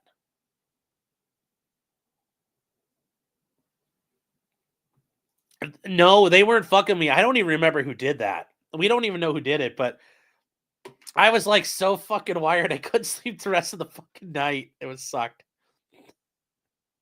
I would have sent 3 rounds of 5.56 to the neighborhood. Thankfully, that where it was positioned probably would have missed everybody and would just zip down into the farmlands. But yes, I would have had a couple of holes in my fucking house. If you didn't have a weapon light, you needed to tell a joke so you could see him in the dark. No, I had a light. You got to have a light and a sling on your weapon. That's the bare minimum. A light and a sling on a rifle is the bare minimum you need. I thought Eric July would be there. No. So it was rough. It was rough. Am I wearing pants? Yes. It was just the Trump cutout, yeah. Well, I mean, oh no, it was like at times you're thinking, oh my god, it'll be so cool, I kill somebody. But at the time I'm like, oh my fucking god, oh my god, this I'm like, what the fuck am I doing? Bro, what's going on here? Oh shit, this is gonna be bad. You think you're John Wick? No, it doesn't. You just practice. Like, you should know how to clear your house, or at least know like a corner or two in your house of like, how would I defend it? That was a little retarded of me, back then I was like still in the mindset of, like, you engage. No, I should have barricaded and called the police, and that would have really been embarrassing, but that would have been far less embarrassing than almost shooting a stereo. So very tactical, yeah. My dressing gown on. Yeah. Oh, yeah, I cleared the house. Yeah, cleared it enough. So it was a dry run, never sleep. Yeah. I looked like the dude in his profile pic. Pretty much. I guarantee you I probably looked like that. My eyes were like, whoa. I'm just like, fuck me. What am I? And as I'm getting ready to go around the corner, I'm like, what the fuck am I doing here? I'm gonna get fucking killed.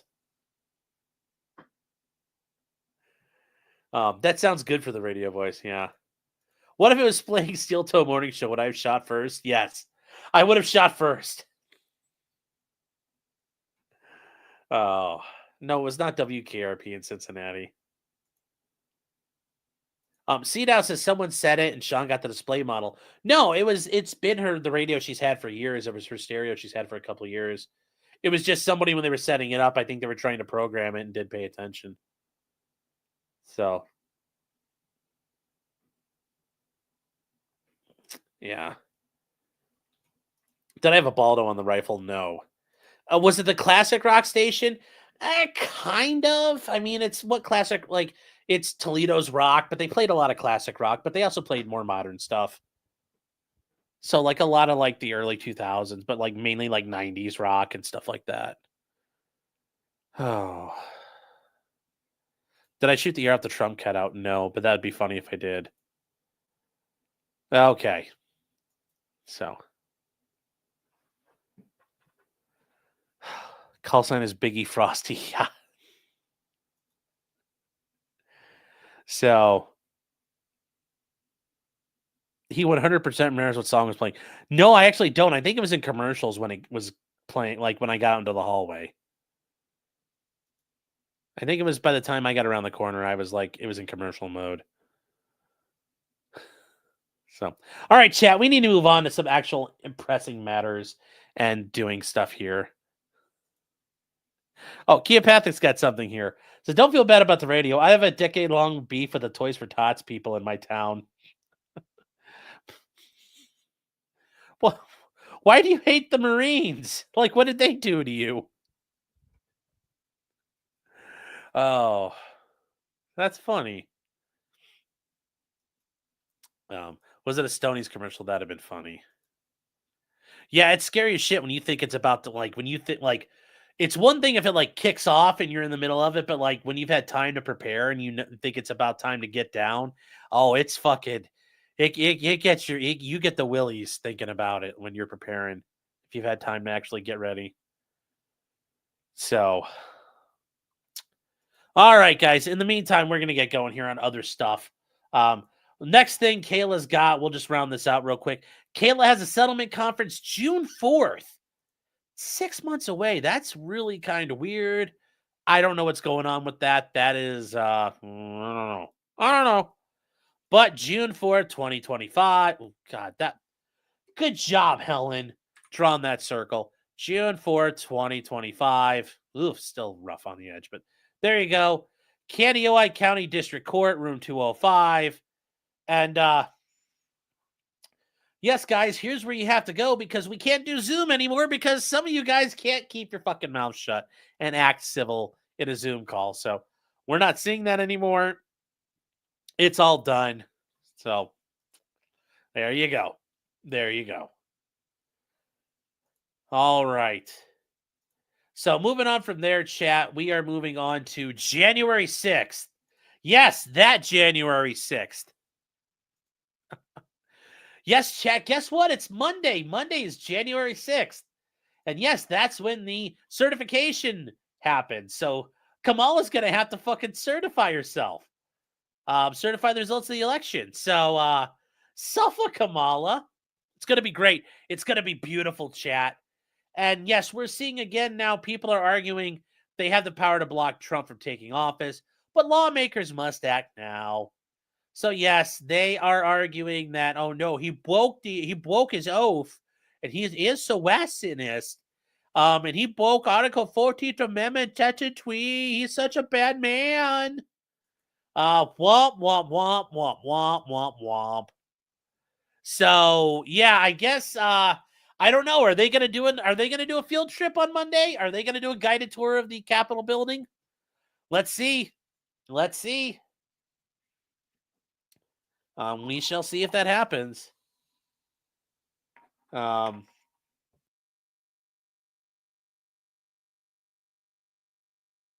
find out. So guys, get ready. Yes, the Democrats have every time there's been a certification, they always oppose it, and there's people whining and bitching. But we're gonna cover it live, chat, because it should be live. We're gonna cover it live. I'm assuming I just gotta find it on C-SPAN, but we'll be doing that live because I'm at home on Monday, working from home. So the gods have smiled upon us, chat. It will be manna from heaven. Nancy posted today she was flying to D.C. Well, good for her. We'll get to watch her commit treason, and then we know what we know what's acceptable for treasonists, and traitors. Well, there we go. They've set the stage. So, yeah. So just something to think about, chat. Just something to think about. Moving on to other things with Trump. We have the appeal back from the Second Circuit Court of Appeals for his appeal of the federal case that E. Jean Carroll filed against him, the lawsuit claiming that he had raped her and defamed her. If you guys remember, he was found not liable for rape, but he was found liable for sexual assault and sexual abuse, and he was also found liable for defamation. And if you guys remember, over the holidays, there was the issue with George Stephanopoulos alleging and claiming that Trump had been found liable for rape, and ABC News settled for $15 million with Trump. Well, we ended up seeing people like, and this is where we have moronic people, and this is Nancy Mace, where when I saw this at the time, this is really fucking stupid of her, because literally this is what the woman's saying. She's literally looking at the camera saying, aha, see, he didn't rape her. He only sexually abused her. Checkmate, liberals. Ha! And she's like, that's an own. Big time own. Pwah. That's her own. That's the own. You like that's what you think the win is right here. That's the dub. Actually it wasn't rape, it was sexual abuse. It's like, how is that fucking help? How is that any better? That's really fucking bad too. Now, do I think the case is bullshit? Yes. But to be so fucking retarded, to think that's the argument you want to make of, like, yeah, it was only rape, it wasn't rape. It's like, no, why would you do this?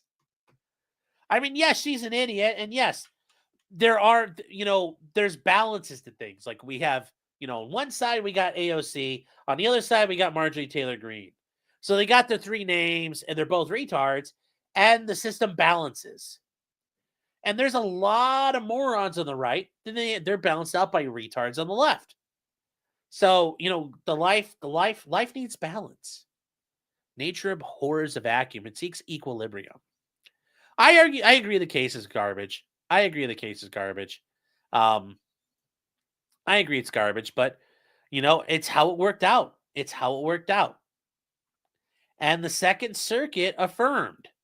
The Second Circuit Court of Appeals did their thing, and they said, yeah, hey, here's the case. And ultimately, they did affirm the $5 million judgment against Trump. He was granted, there was a $5 million in that. And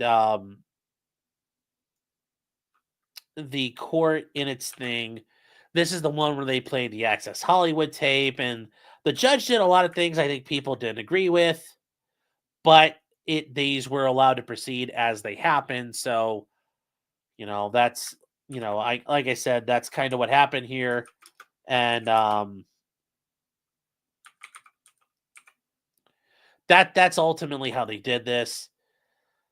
So they talk about a couple different spots here. They talk about like what they did with this. And they say, ultimately, as we have discussed, the district court did not abuse its discretion in making any of the challenged evidentiary rulings. The jury made its assessments of facts and claims on a properly developed record. And here's once again, chat, where they're going to make an argument called harmless error. Even assuming arguendo, meaning let's assume Trump is right, the court erred in some of these evidentiary rulings.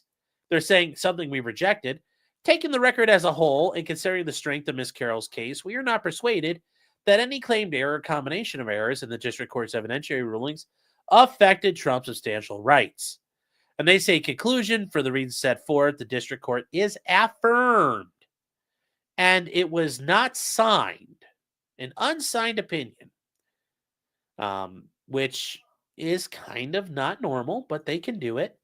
It's an unsigned opinion, and it was done by these three judges. Now, Trump could seek a en banc hearing when the entire Second Circuit hears him, but let's be real, they're probably not going to do anything there. Now, Trump's appeal, Judge Chin and Judge Denny Chin and Judge Susan Carney are both Obama appointees. And Judge Myrna Perez is a Joe Biden appointee. So, yeah. Now that's, this is but remember, guys, this is the case where they showed the grab by the pussy thing. They did all that stuff. And she claims that she was assaulted in like 1996. And it sounds like a Law and Order plot, because it basically is a Law and Order plot, because E.G. and Carroll made it all up, it sounds like. Remember, this is the same woman who said women like to be raped. And she said it to Anderson Cooper. She's crazy. Anyway, on this one, Trump was found guilty for $5 million in damages, ultimately. And then later on, they had the second case. And you guys remember the second case where Trump said, fuck them, they're all lying. And the jury at that point, there was a follow-up defamation trial where there was an $83 million award. That's not this one, but that is happening. That's what has happened, yes. Grab them by the pussy, saw. Yes, she said nothing for decades. And remember, this is the case in New York where they opened up that 1-year rule, and that was to allow Trump to get sued. There was no other reason for it, but that's what they did with it, and that's how they did this, and then other people got screwed over. But yeah, that's what happened there. So that's kind of the issue there with that. So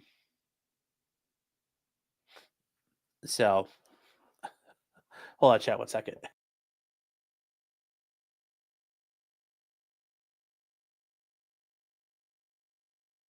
All right, chat.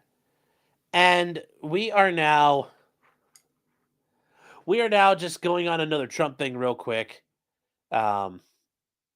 And this is talking about Fani Willis. There is another update there with everything that happened to Fani Willis. And this is from the Attorney General of Georgia. And it's funny because it's the Attorney General of Georgia says, the Georgia Court of Appeals ruled that Fani had created her own conflict and rightfully removed her from the case against Trump. He says, lawfare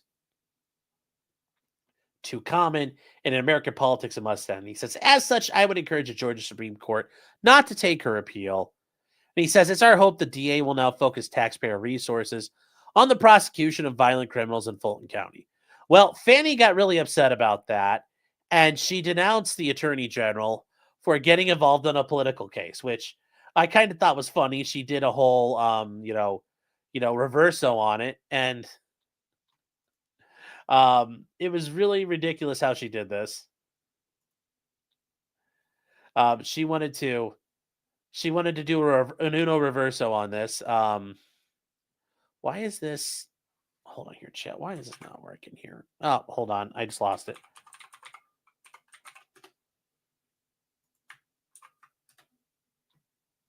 And from here, Fani Willis is like, well, no, you don't get to do that to me. I'm the only one who gets to interfere in political undertakings. And it's actually rather hilarious what she did here. So Fani Willis was very upset, very, very, very upset about it. And why is it? Okay, well, it just froze up on me. So hold on, chat. I got to reload. Anyway, Fani Willis got really mad about this and decided to oppose this and argue that he should not be interfering in cases at all. And she's like, wait, that's my job to make shitstorms out of this. So it's only getting funnier and funnier down in Georgia. Fani Willis is floundering and whining, but I do think it's funny listening to her get her comeuppance. Yes, Dewey, Cheatham, and Howe, yes. Yes, she does. But she black, y'all. She blackety black, y'all. Oh, well, and where I can't get it. We're just gonna move on, Chad. It's not working here. So we're just gonna keep going. And then from there, it's Fani, not Fanny. No, it's Fani. It's Fanny. I see a federal indictment in the future. That would be hilarious. Yes, anytime she's upset, I'm happy. Now, from here, it does go, and the one last thing I think, Trump related is, where is it? Yes, and this is more January 6th related. The Attorney General, or the U.S. Attorney for the District of Columbia, is stepping down January 16th. So you're like, huh, why are you doing this now, buddy? Why are you doing this now? It's a little weird here that she's doing this, or they're doing this. But yeah, they're like, oh yeah, we're gonna quit before Trump gets in. So the district attorney, the U.S. attorney, so the head official appointed by the president himself, he is resigning as United States Attorney for the District of Columbia, effective January 16th, after serving in the role for more than 3 years, just in time to be in charge of all the January 6th prosecutions. So, yes, it's great. Don't even have the balls to get fired. Maybe Trump will keep you. But running away, the rats are leaving the ship, chat. The rats are leaving the ship. So, as we learned, Graves was confirmed by the Senate on October 28, 2021, and sworn in November. He first joined the office of career prosecutor, which, once again, I think is a very dangerous thing to be a career prosecutor. Never working on the other side of it.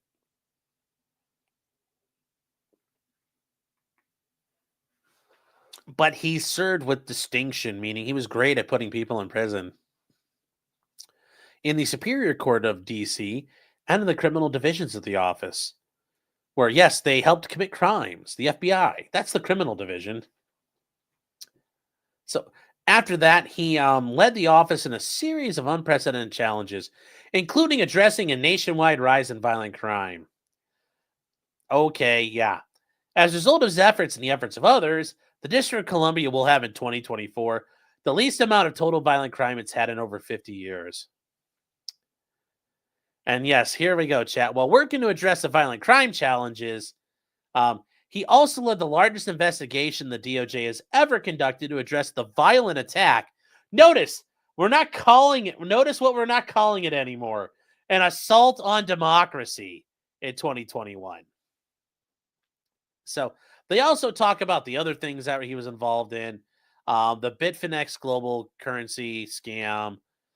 He prosecuted the British American Tobacco Company for selling tobacco to North Korea, violating sanctions. He also indicted members of the Islamic Revolutionary Guard Corps, the Iranian military, and specifically probably their Quds Force, their Special Operations Wing, which would be like the Russian government indicting members of SOCOM. Nothing's ever actually going to happen to them. With a hack and leak operation against the campaign of Donald Trump and a murder for hire plot targeting, among others, John Bolton. Well, that's a fucking shame they foiled that one. And the trial conviction of the angel who operated the longest-running Bitcoin money laundering service on the darknet. Oh, no. So scary. So scary. But anyways, yes, he's done great work. Great work. Couldn't have a better guy. Couldn't have a better guy there. So just, run along, you little rats. The ship is sinking. Maybe you won't escape man's justice after all. We'll see what Trump does. So, also going from there, guys, we're going to move on. If you live in the state of Rhode Island, well, things are going to be a little rough for you. On a positive note, your minimum wage is going to be $15 an hour. But there's a problem there. If you do flavored vapes, there's a vape ban on anybody trying to sell flavored vape products. The ban is currently subject to a challenge, but the courts have not enjoined it. So if you are a practitioner of the douche flute and you like to roll fat clouds and fucking just roll some fucking vape out there, dude, sorry.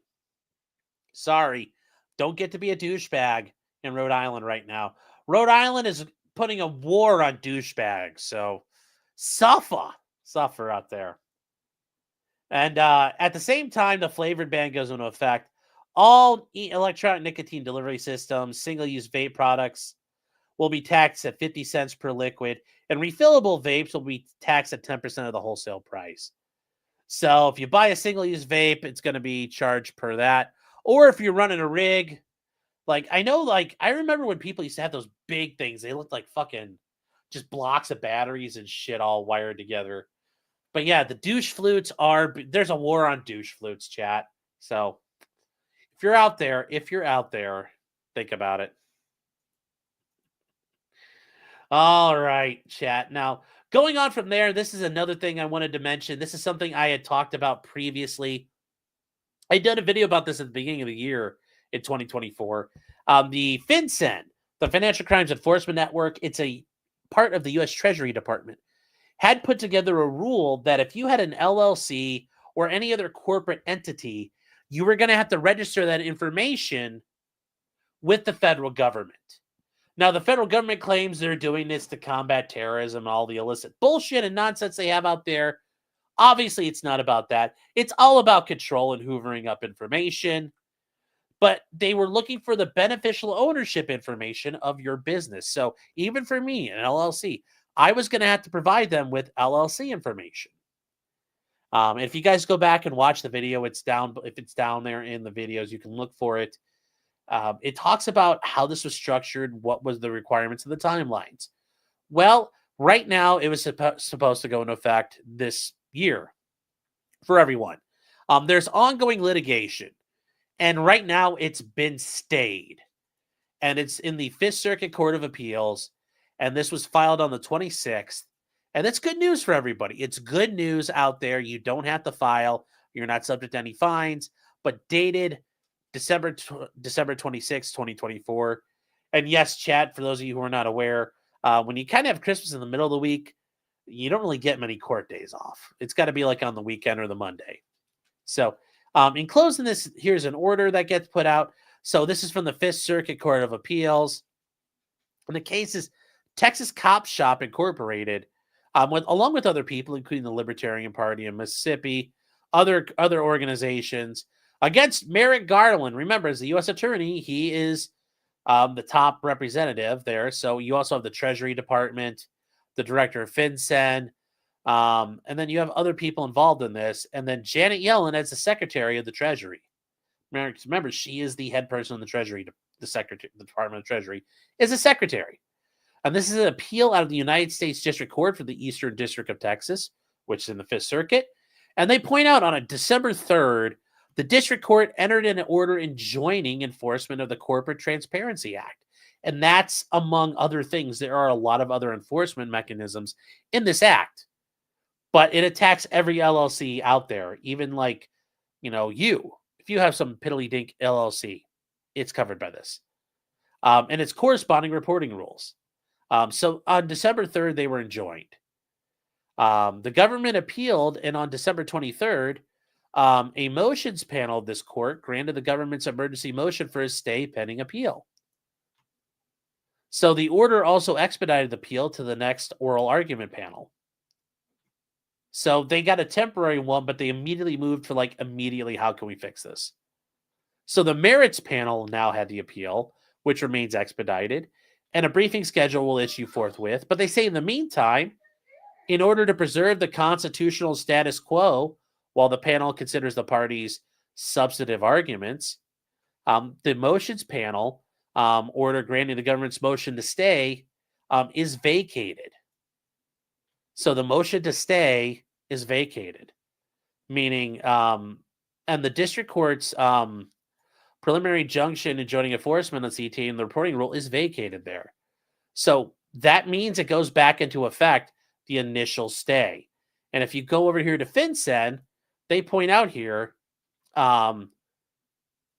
they bring up that the issues here, in light of a recent federal court order, reporting companies are not currently required to file ownership information with FinCEN and are not subject to liability if they fail to do so while the order remains in force.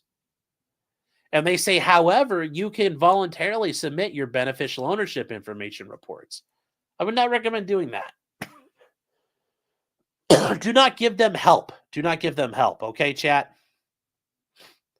And they point out here, as of December 26th, the injunction issued by the district court is once again in effect.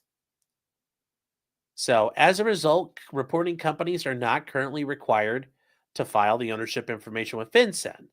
So that's all you have to do.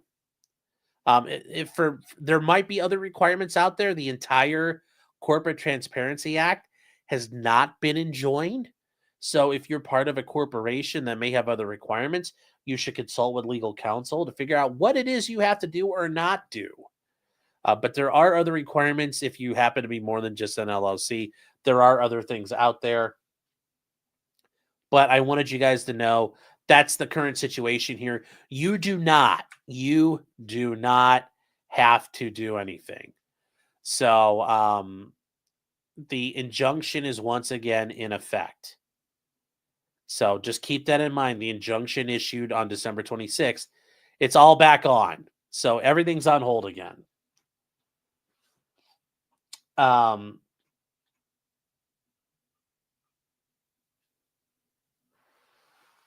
So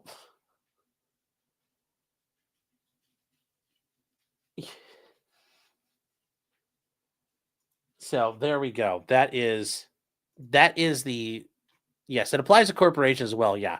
LLCs, S corps, everything, guys, are covered by this reporting. Everything is covered. So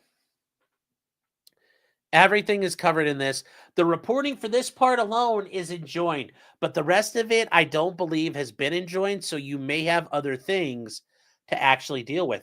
And the FinCEN would have the ability to fine you quite a bit of fucking money if you weren't complying with this. It could be up to like a couple $100 a day if they determine it. So, yeah, don't volunteer information. This is about the government acquiring data and information. Do not help them out. Do not help them out. So leave it alone. Leave it alone. Yes, Palmyra said my lawyer sent me a nice email about this, and well, he pretty much knew my answer. That to begin with, the fuck and they, you, yeah. Well, yes. So that is the issue there. So the fine is up to $10,000, I believe. I think so, but yeah, there's no point in helping them out. Don't help the government out if you don't have to. But like I said, you need to. Erica says they make it mandatory in California. Well, yeah, state laws are different. The states, you have reporting requirements. But federally, you do not have one currently. So don't worry about it otherwise. Yes, the fines are ridiculous, but it's meant the government wants to acquire information on people. And I just want to make sure people know about this one because people were getting worried. I received emails from people and I told them, here's the thing in the meantime. And also just after the holidays, this kind of fell by the wayside and I forgot to do it. But I want you guys to know you don't have to report right now. That may change.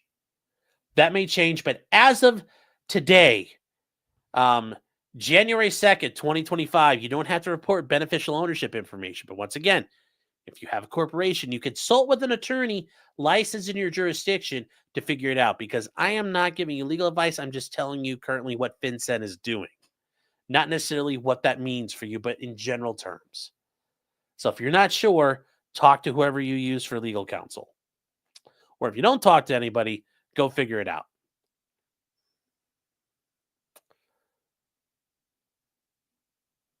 So, yes, it comes down to you having to send the front and back of your ID along to them.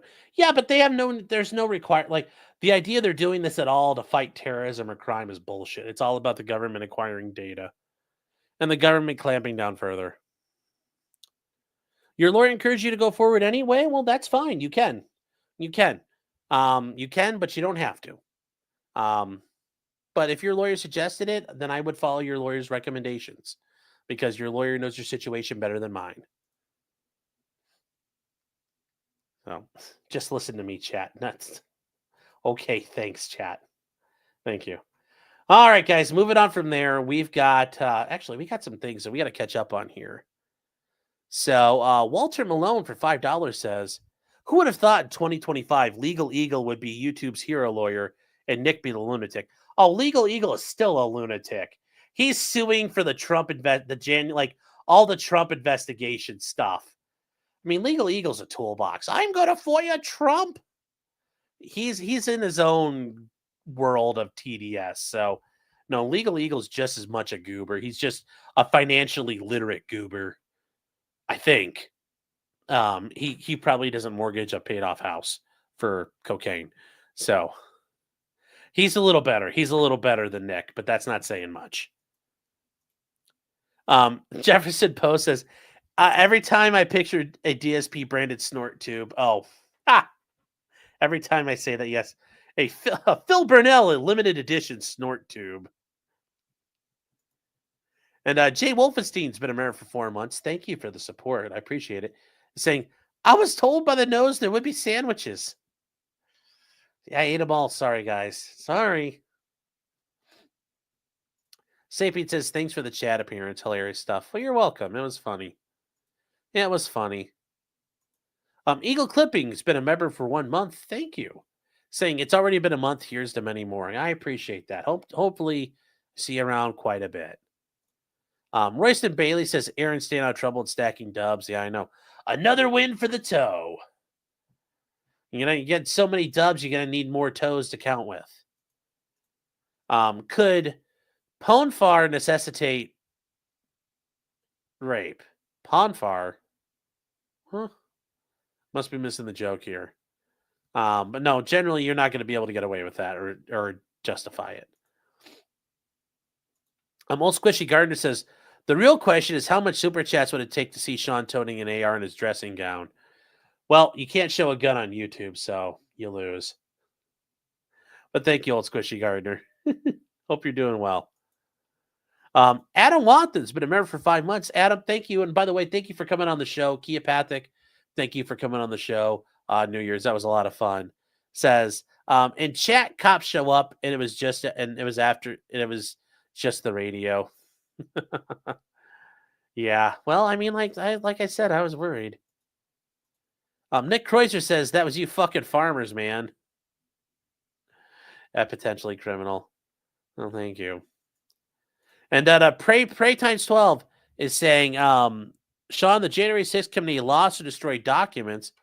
Why is Speaker Johnson not punish this group for tampering with evidence? Representative Mark Green. Because nothing ever happens. I'd love to tell you that like heads are gonna roll. Trump is gonna do a State of the Union and he'll talk right in the middle of it as he's talking, and he'll say, right now as I speak, JSOC is operating kill or capture raids on the deep state across DC and this country. Watch out, Nancy. And that's not gonna happen. And it's not like as he's talking, there's gonna be like a flight of little birds from like A Squadron screaming into San Francisco to go like bag and drag Nancy. Like, that ain't happening. As much as we'd like for that to happen, it's not going to happen. It's not going to happen. None of these people are really going to be held accountable. They get to go wander off into the sunset. And Jefferson Post says, how are temporary changes of statute of limitations like New York not an ex post facto law? Has that ever been argued? Because the way you get around it is by not specifying who it's for. They just said we're doing it. If they said if they wrote the law, the Donald Trump law or the fuck Donald Trump law, or they wrote in the text of the law, this is solely meant because Donald Trump's a piece of shit and we want people to fuck him over, that would be an ex post facto law. But if you're opening it up to any and all claims for anybody, that's how you get around that issue. That's how you get around the issue. That's how you get around it. And Bad Weather Biker is saying, by the way, for $20, and it's good to see you, man. Hope you've been doing well. He's like, so you're saying there's still a chance I'll get my $5K gift? Well, Nick has claimed that it's apparently still happening, so fingers crossed, I guess. Don't know, though. Yes, you got to trust the plan, yes.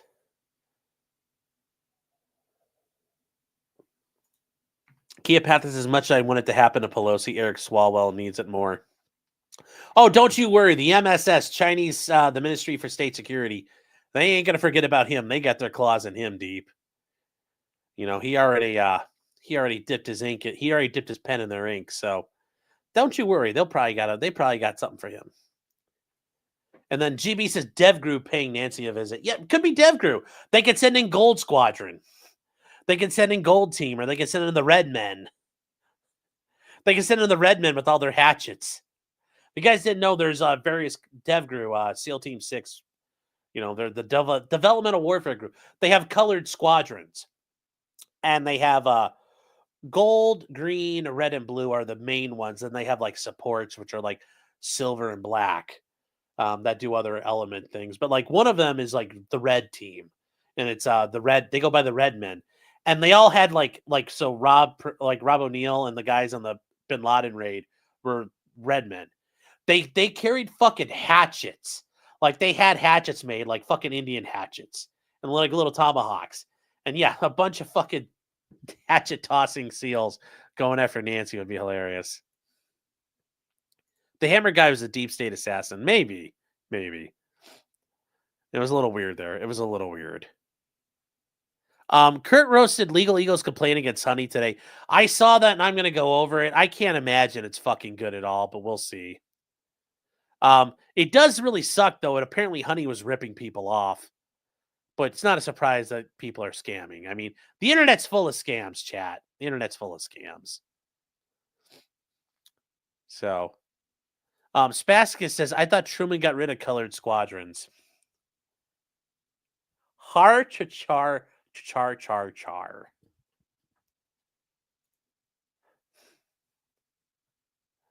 Oh my gosh.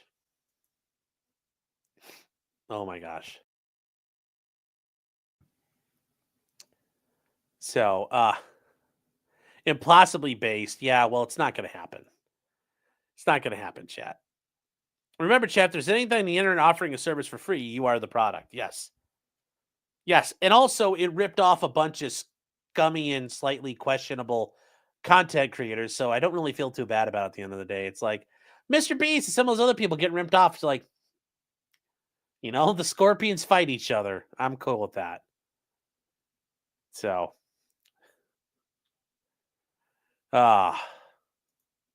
Truman was also an honorary KKK member in Missouri. I did not know that. That's interesting. All right. Moving on, chat. We got this to get to.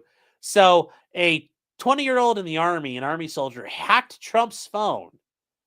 But he also had the call logs of Trump and Kamala Harris, which is kind of weird.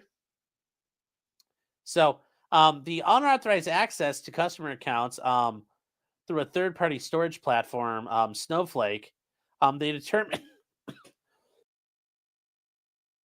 apparently Trump and Kamala had only single-factor authentication. Chat, always use two-factor authentication. It helps. So, anyway, a guy known as Kyber Phantom, bragged about stealing AT&T call logs for Trump and Kamala Harris, which is, yeah. Well, anyways, it's a 20-year-old Army soldier. He was stationed in South Korea for a while, and his name is Cameron John Wagnius, was arrested, and he got indicted for two things. And his indictment is kind of basic, but yeah, it's not a good look, man. Like, oh boy. Uh-oh. Yeah. So, the Army Public Affairs is going to have a great week, trying to take care of all this stuff. So it's out of the district court in Seattle. So he's got two counts. The unlawful transfer of confidential phone records and information. So he did in interstate and foreign commerce knowingly and intentionally sell and transfer and attempt to sell confidential phone records of a covered entity without prior authorization from the customer in whom such confidential records information related, and knowing that reason to know such information was obtained fraudulently in violation of 18 U.S.C. 1039. Then he had another count two, unlawful transfer of confidential phone records. And, once again, he, basically tried to traffic these phone records around and under 18 U.S.C. 1039B. And I love how it says, is this a true bill? Yes. And it was dated the 18th. And it was the signature of the foreperson is redacted per policy of the Judicial Conference of the United States, meaning they want to enhance their privacy, which, okay. Signed by the United States Attorney and a bunch of people involved in the computer crime and intellectual property sections. And I'm surprised it wasn't in the National Security Division, but yeah, that's kind of weird they didn't bring them in. Because he hacked important people. So anyway, here's his arrest warrant. So he got an indictment, and yeah, chat, don't fuck around with shit like that. Don't fuck around with shit like this. No, I take it good. This does not mean that the Black Squadron means DevGru has a Negro Squadron. No. No, that's not what that means. No. Bad. Bad chat. So.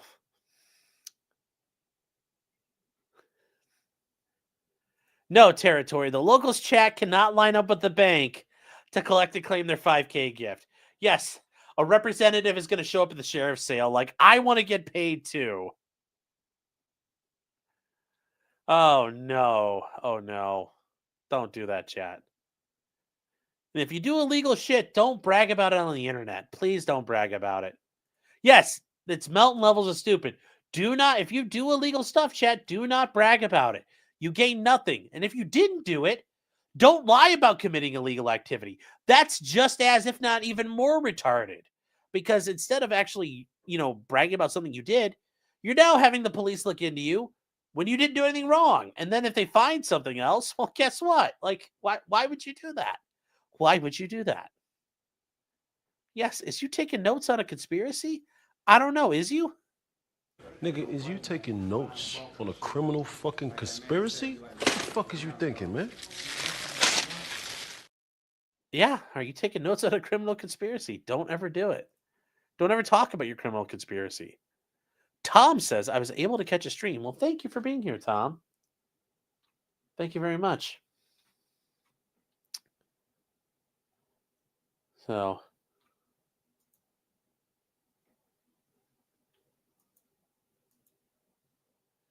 All right. Let's see here. Let me see. Wow, you guys are like chugging along. I'm trying to keep up. No, this was not on War Thunder, although yes, all the intelligence gets leaked on War Thunder. So, all right, when's the next sandwich stream? There won't be another one. That was just, in honor. We had to have a sandwich day conclave because the law pope was out of order. So someone had to do it. So there you go, chat. There you go. Seller says, time to answer your super chat. Oh, yes. When are we going to get to the Green Bay discovering Tannerite? Yes, that's what we're moving on to now, actually. It's the next in the list. All right, chat. So if you guys were aware, obviously we had the attack in New Orleans. But in the meantime, some weird shit happened out in Las Vegas. So out in Las Vegas, it's fucking weird. It's really fucking weird. All right, play it. So this is a Cybertruck outside the Trump Tower or Trump Hotel in Las Vegas. And this is a Cybertruck from Tesla hanging out. And we're going to talk about who was in it in a second. We're going to get there. But watch what happens. All right, play it.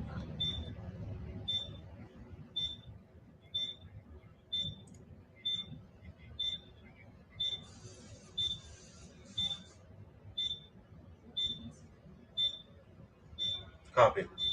Okay. Now, there's some things to think about here, chat. First of all, kid Cybertrucks explode. Yes. These cars have lithium batteries, and lithium batteries can explode rather violently, and they have massive batteries inside of these. That said, though, there's more to this explosion than that.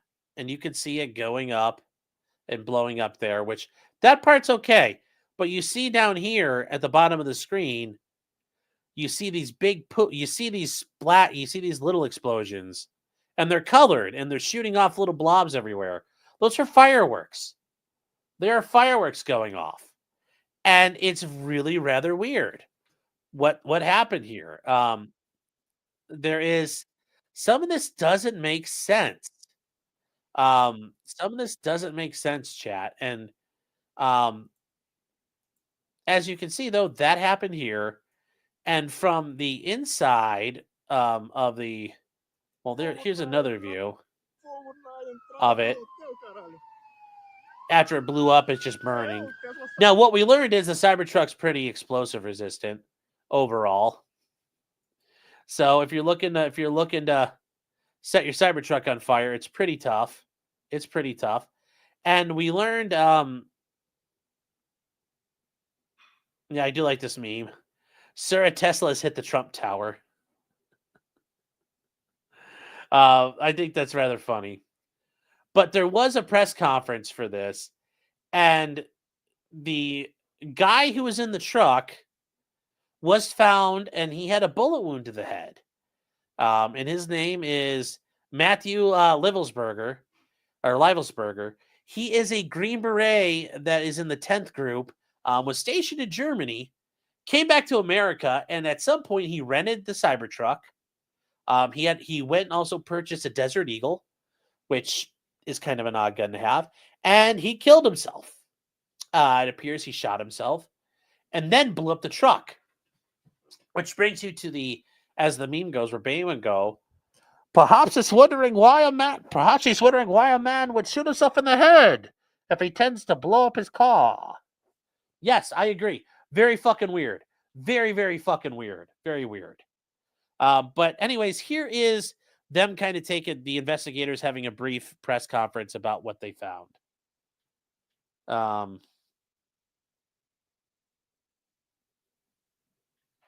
So here we go. Would like to highlight a couple of things that the teams found inside of the Cybertruck that are useful to the investigation. That first and foremost is a military identification. We also found a passport. We found a Desert It's ironic he has all that shit on him. Eagle 50 caliber semi-automatic pistol. And if you'll notice on a lot of these guns that we're going to talk about here, they're almost just burnt beyond recognition as well. There's a SLR model B30 semi-automatic firearm, number of fireworks that were still in the vehicle. Yeah. And look, these are all the fireworks that were loaded up in the truck, chat. And here's the thing. Livelsberger was a Green Beret. He was an 18F, meaning an intelligence guy. But previous to that, he was an 18 Echo, meaning communication sergeant. And it looked like he had some, he wasn't like an 18 Charlie, he's a demolition sergeant. But as a Green Beret, he should have had enough knowledge on how to construct an explosive device that would have been a lot more than just cans of kerosene and some mortar tubes in the back of a car. Like, I thought a Green Beret could figure out how to turn that car into a smoking hole in the ground. So this wasn't the most effective thing ever. We were a little disappointed in it, chat. We're a little disappointed in this guy. Yeah, the passport and license weren't damaged. Well, they could have been blown out, but it's still a little weird. Brian says, why bring all those guns? Do you plan to off yourself? Well, that's another interesting question. Chadwick says, I never leave the house without all my credentials. Yeah. This glows so hard. I know. A Cybertruck taken to the Trump Tower. Like, yeah. And what we learned from this guy is, apparently he was a well put together soldier. Like, people in the 10th group, like, he didn't have a bad reputation. He was very well respected and well liked. But yes, he used the app Churro to rent a car, and he rented the car on that. So hopefully whoever owned that Cybertruck had all the recording capabilities. And remember, if you guys own a Cybertruck, you can have it like recording all the time. So it was a little awkward. Yes, I too take my passport when I'm driving a state over. You never know when you need it. Yeah. I hope Turo subs out insurance. Well, we're going to get to the other guy that happened. Here. Yeah, that's one hell of a truck. Yeah.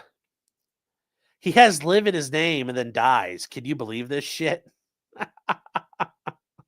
Yes. Haven King says, so he's a terrorist. Yeah, but remember, a Tesla could self-drive, so it's not really clear where he killed himself.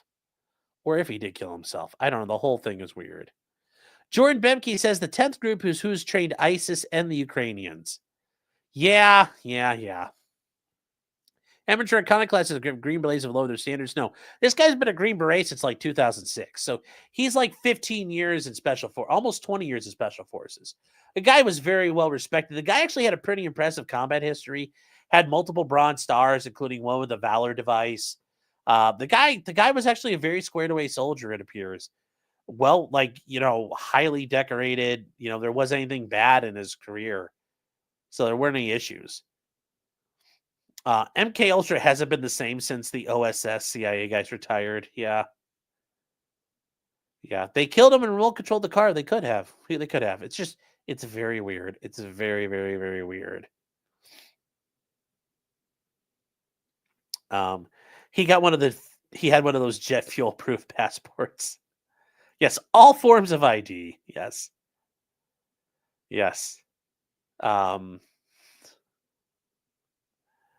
Oh.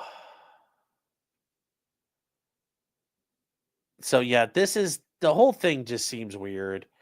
And this guy had it all. Like, he was doing okay. So nobody understands why he did this.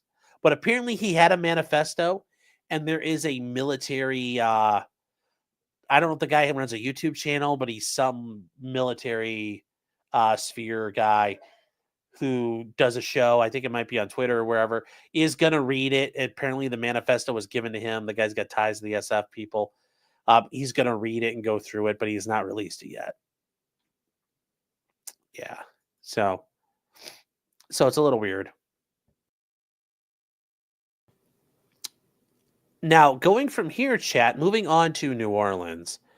If you guys were not aware, in New Orleans on literally January 1st, there was a truck attack.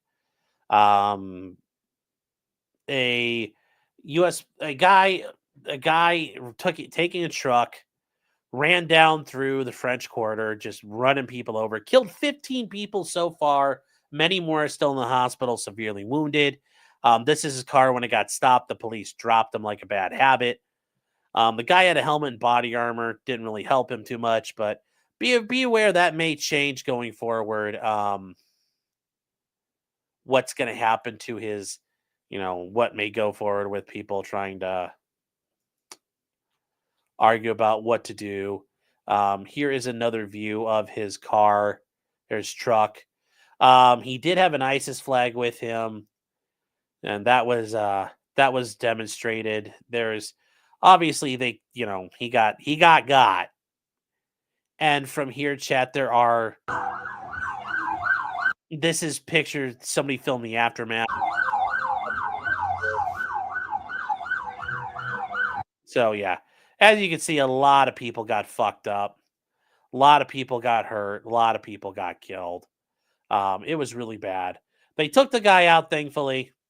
So it's good. That's good in that regard. He didn't get to hurt any more people, but they did take him out.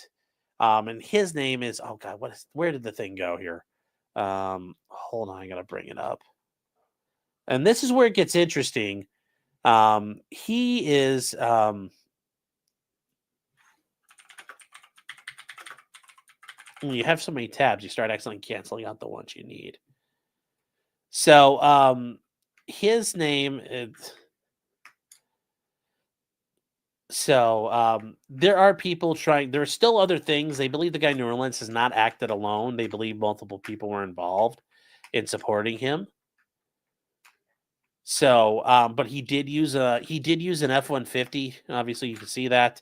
It appears it was an electric Ford F-150, and he also used the Turo app to take out people, which is kind of interesting. They both use the same app. They both use electric cars. His name is Shamsud Din Jabbar. He is Shamsud al-Din Jabbar. He is a U.S. citizen. He was in the U.S. military probably about a decade ago. Served. There were no issues with him. But it is interesting, these guys were on the same post at the same time. They both then rented electric trucks off of Turo, and then they both committed attacks on the same day. There might be some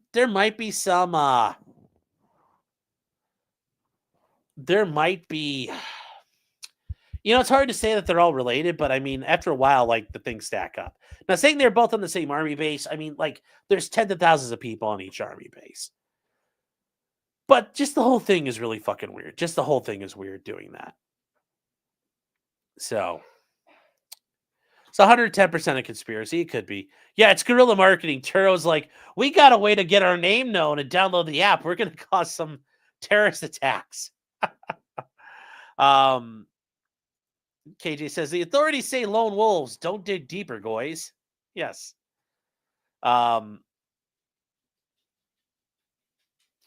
So there was one weird part of this. And this is just, it's kind of awkward. You know, the government does this, and I understand like they're trying to do things, but it makes it look glowy as shit when it happens, when they do this. And this is a reporter, and she's going in, and this is some sign. This is like the FBI and all them have already gone through, and now the reporters are getting to roam through this guy's house, the actual New Orleans guy. We are here inside the New Orleans terrorist home. You can see that it's been clearly destroyed, the door at least, from the FBI raid yesterday. But if we walk through the home, we see some signs of what he was up to. He had this work area here, lots of different chemicals splayed around, and different electronics. This is, again, a work setup.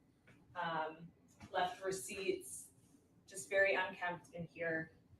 If we go over here, actually, you can see the Department of Justice documents here, the search warrant, and the property that they recorded here, which seems to be a lot of chemicals. Again, just obviously the feds have already been through there, but just the idea they're allowed to go wander around this guy's house in the meantime, like, I don't know if they've even checked everything, but are they sure there's like not bombs set or there's secondaries or IEDs somewhere? Like, they might have claimed they've checked everywhere, but like, this just seems like a really bad fucking idea as a reporter to go wandering around a fucking terrorist house. Like, it just really seems like a really, really bad idea. It's a really bad idea. Yeah, as you can see, what appears to be coffee stains on his mattress. But yes, you're also going into a terrorist house and you're wearing your fanny pack, your poofy jacket, and some yoga pants. Like, this is weird. It's weird. Yeah. You know, Doompill says the house for sale. Can it house a husband, wife, and 5 children? Nick, you may have found an option to move to down in New Orleans.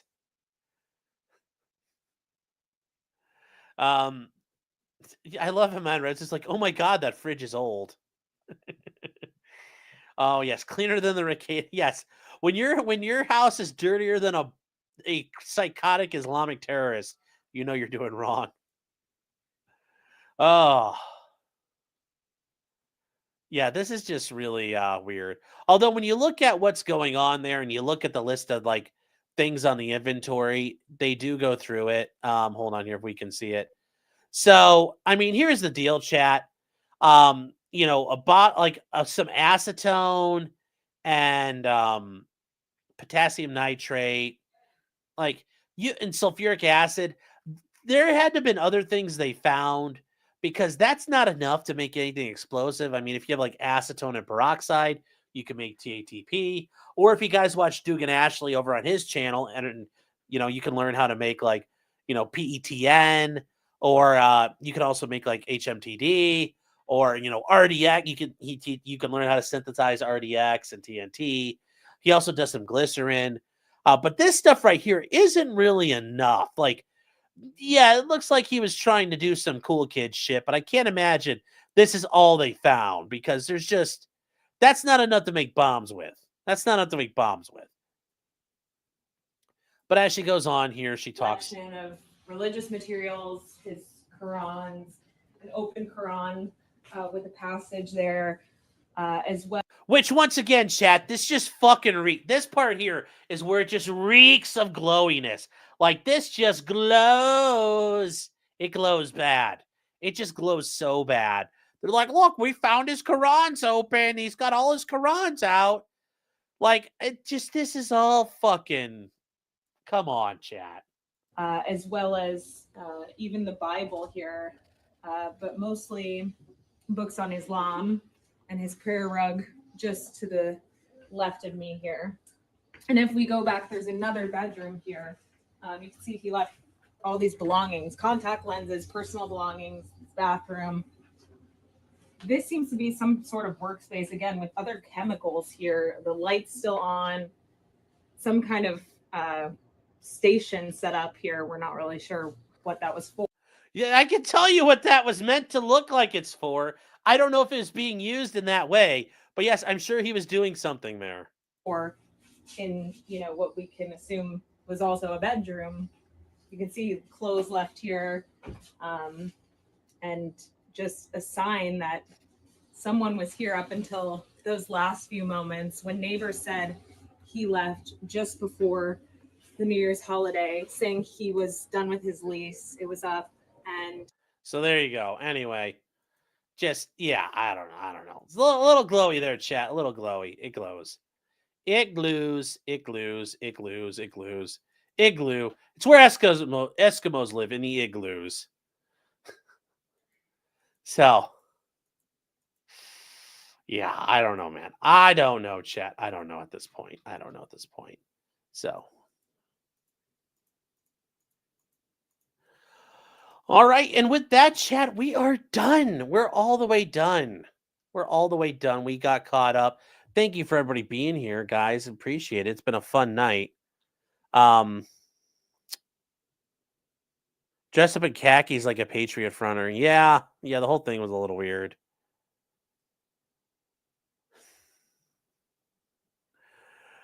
Stay forever, Sean. No, we're not done yet. We are done, chat. And we got to catch up here on the rest of this. Where are we at here?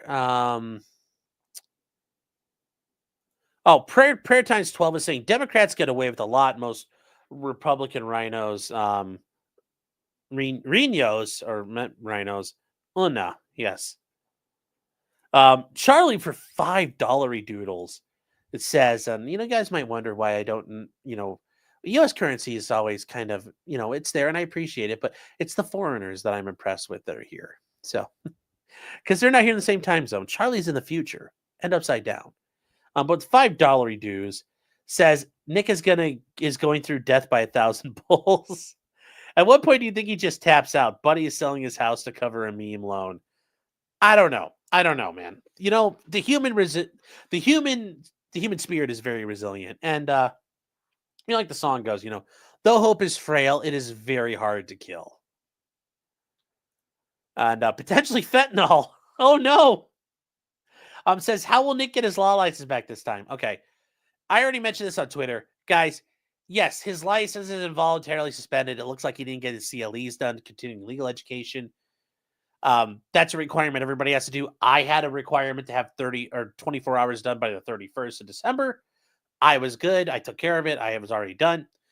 But it appears Nick wasn't. All he has to do is get compliant. Although for him, it sounds like 45 hours, which is a lot. He's basically going to sit through 45 hours of content.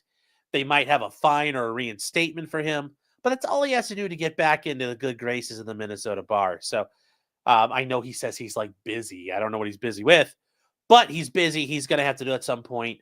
It's not that big a deal. Like not every attorney, most attorneys stay on top of it, but it's not that's not an obscene thing for an attorney to have in their disciplinary history.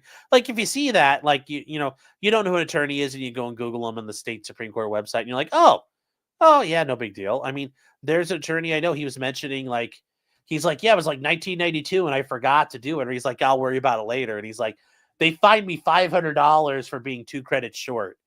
He's like, I made sure after that I always paid or got it done on time. So it's not a big deal. Not a big deal. He can take care of that. Jefferson Post talking about the Las Vegas guy. Yes. Did he shoot himself twice in the head with his left hand? Yes. Just very Vince Foster-y. Very Vince Foster. And Cerebral Parasite is saying, good to see you. It's been a little while. It says, I heard they found some of the 9/11 terrorist passports in there too. Yeah. Anything goes. It's been a member of 3 months. Thank you for being here. He says, it's MK Ultra. Very well could be. Very well could be. A job well done says wires only execute during business hours. Yeah, but they say till 11:59, so he may have a way of paying it. I don't know. Unless you're doing international, which he could. Maybe he is. He's got his friends in Bolivia.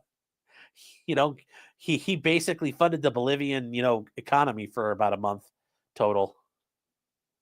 And Mofolk says it glows so bright. Yes, it does. Yes, it does. A Red Hook going back.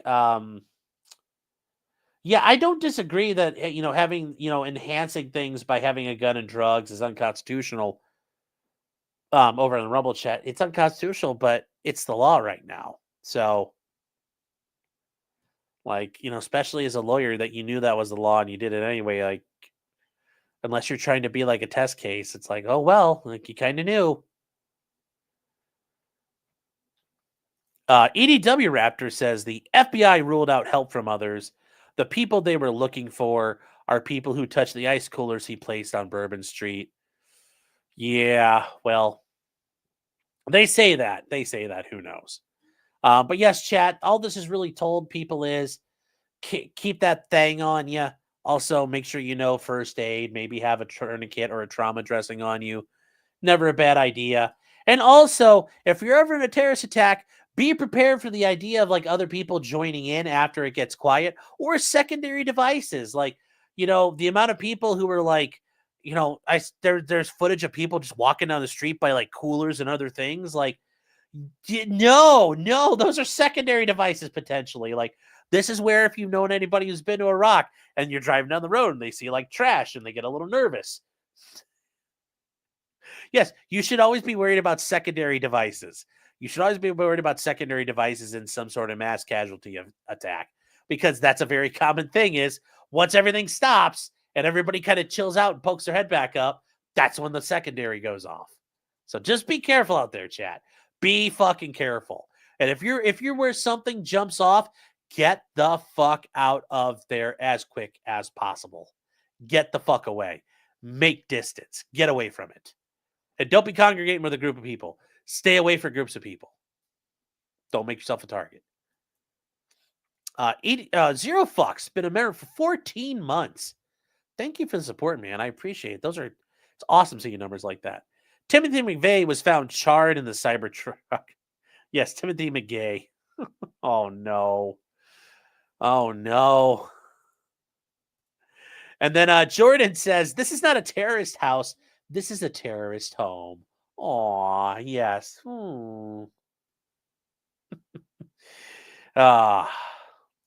Taylor Cook says, don't forget, both had 308 AR-10s. More odd. Yeah, that's a very, they had SR-25s, and it's why? Why'd you have DPS pattern weapons? Yeah, it's, once again, there's a lot of things. It's that's just really coincidental. Huh. What's such a weird thing to happen? But yes, I agree, Taylor. I agree. Unforced Ego for $20 says, and by the way, thank you for the super chat, says, I used to wish I had rich parents, but now I'm glad I don't. Well, it's not that your parents being rich is the issue. It's that your parents instilling discipline and, all that, because there are quite a few rich people, people who had rich parents and, they managed to take care of themselves. So it's nature and nurture are both critical. And Trucker Rob says, howdy, Sean. Hey, Rob, I need to shoot you a DM when I get done here real quick. We'll take care of that. And guys, we did this under 2.5 hours this time. I am impressed with myself. We got going fast and hard and just took care of it. It also helps. It's still kind of the holiday period. So, news is kind of tapered off. But remember, as we get going here, it'll pick back up. Let's see if I missed any other comments. Bob says SR-25s, that's really sketch. Well, SR-25 patterned weapons. That's what I mean more than actual SR-25s. There's also SR-25 as a pattern in 308s. Let's see here. Where is... says 349 people are watching on Twitter, but it's like, is there anybody really over there? It's like, I don't think so. Just like Twitter ghosts. Give me a Stonies promo. I missed it earlier. All right. Well, we can do that real quick. Yeah, guys, last but not least, remember, it is still 11 o'clock Central Time. And that means you can still make it over to 158 East Broadway Street in Rockville, Minnesota. Get yourself over to Stonies, home of the $2.50 cans on Thursdays. Sadly, Chad, it looks like, inflation even caught up to Stonies. $2 cans, chat. It's Thursday night. Go out there, have a good time. You still got an hour left. Get a couple of road pops in before last call. Definitely get out there. Take care of yourself at Stonies, celebrating 30 years.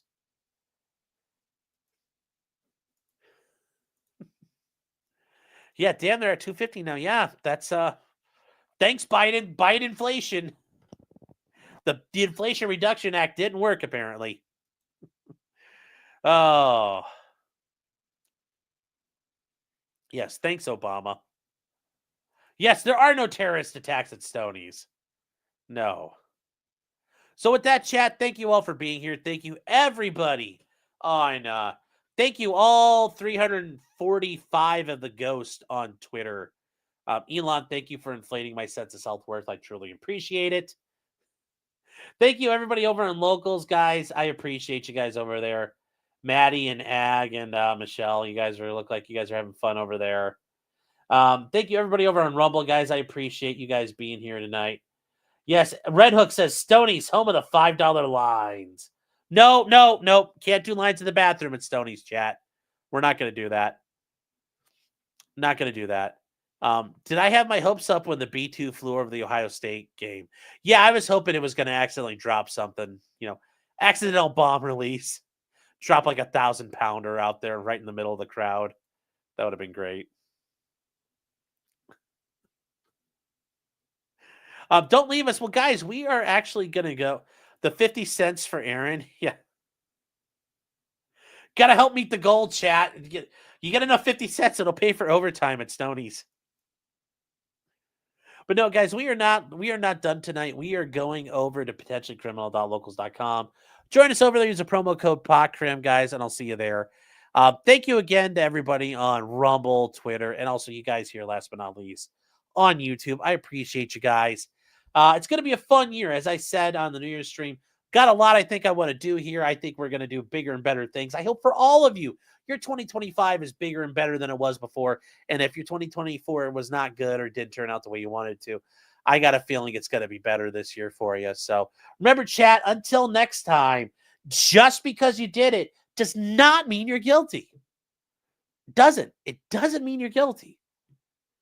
If you run over a bunch of people, though, yeah, you might be. But no, you're good out there, chat. So, Happy New Year, chat. Stay not guilty this year. That's a good resolution. Stay not guilty. Take care, everybody. Good night.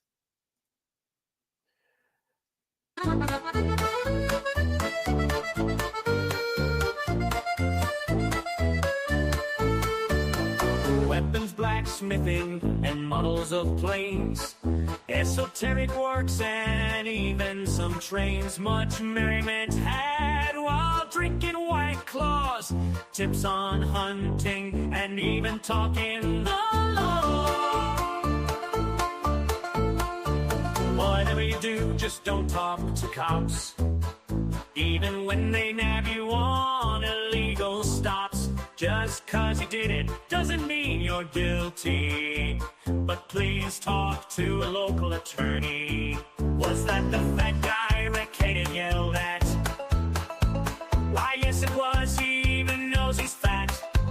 For all this fun and more, there's one place to go. Here on Sean Martin's Potentially Criminal Show. Also, I forgot to add, guys, all of you who joined and played the games on New Year's Eve, Slow-Mo, Dawn, Maddie, Keopathic, Stabby, Adam, who else was on? I'm trying to remember everybody. All of you guys, everybody who was on, thank you guys so much. It was a very fun time, and I appreciate you guys joining us. So, thank you again. So, we'll do more of that in the future, but thank you guys. You guys made the night very enjoyable, and it was a pleasure having you on.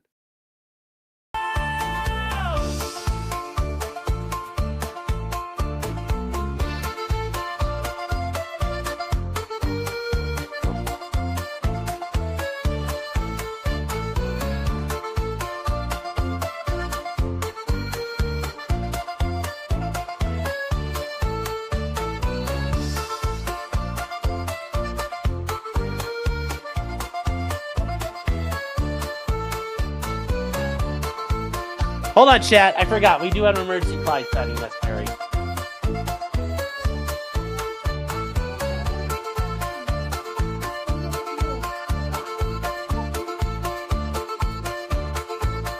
Yes, chat. We got Clyde for the New Year's. He's a good boy. Hi, buddy.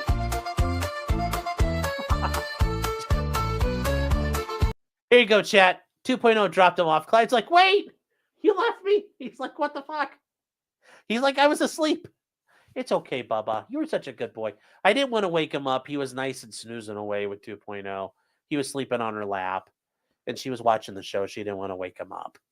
So, he's a good boy. He just burped. I just heard him. He's like, burp. So.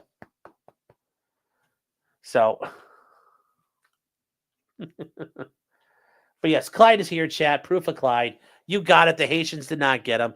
He got through 2024. 2025 will be a Haitian free year. Good night, chat.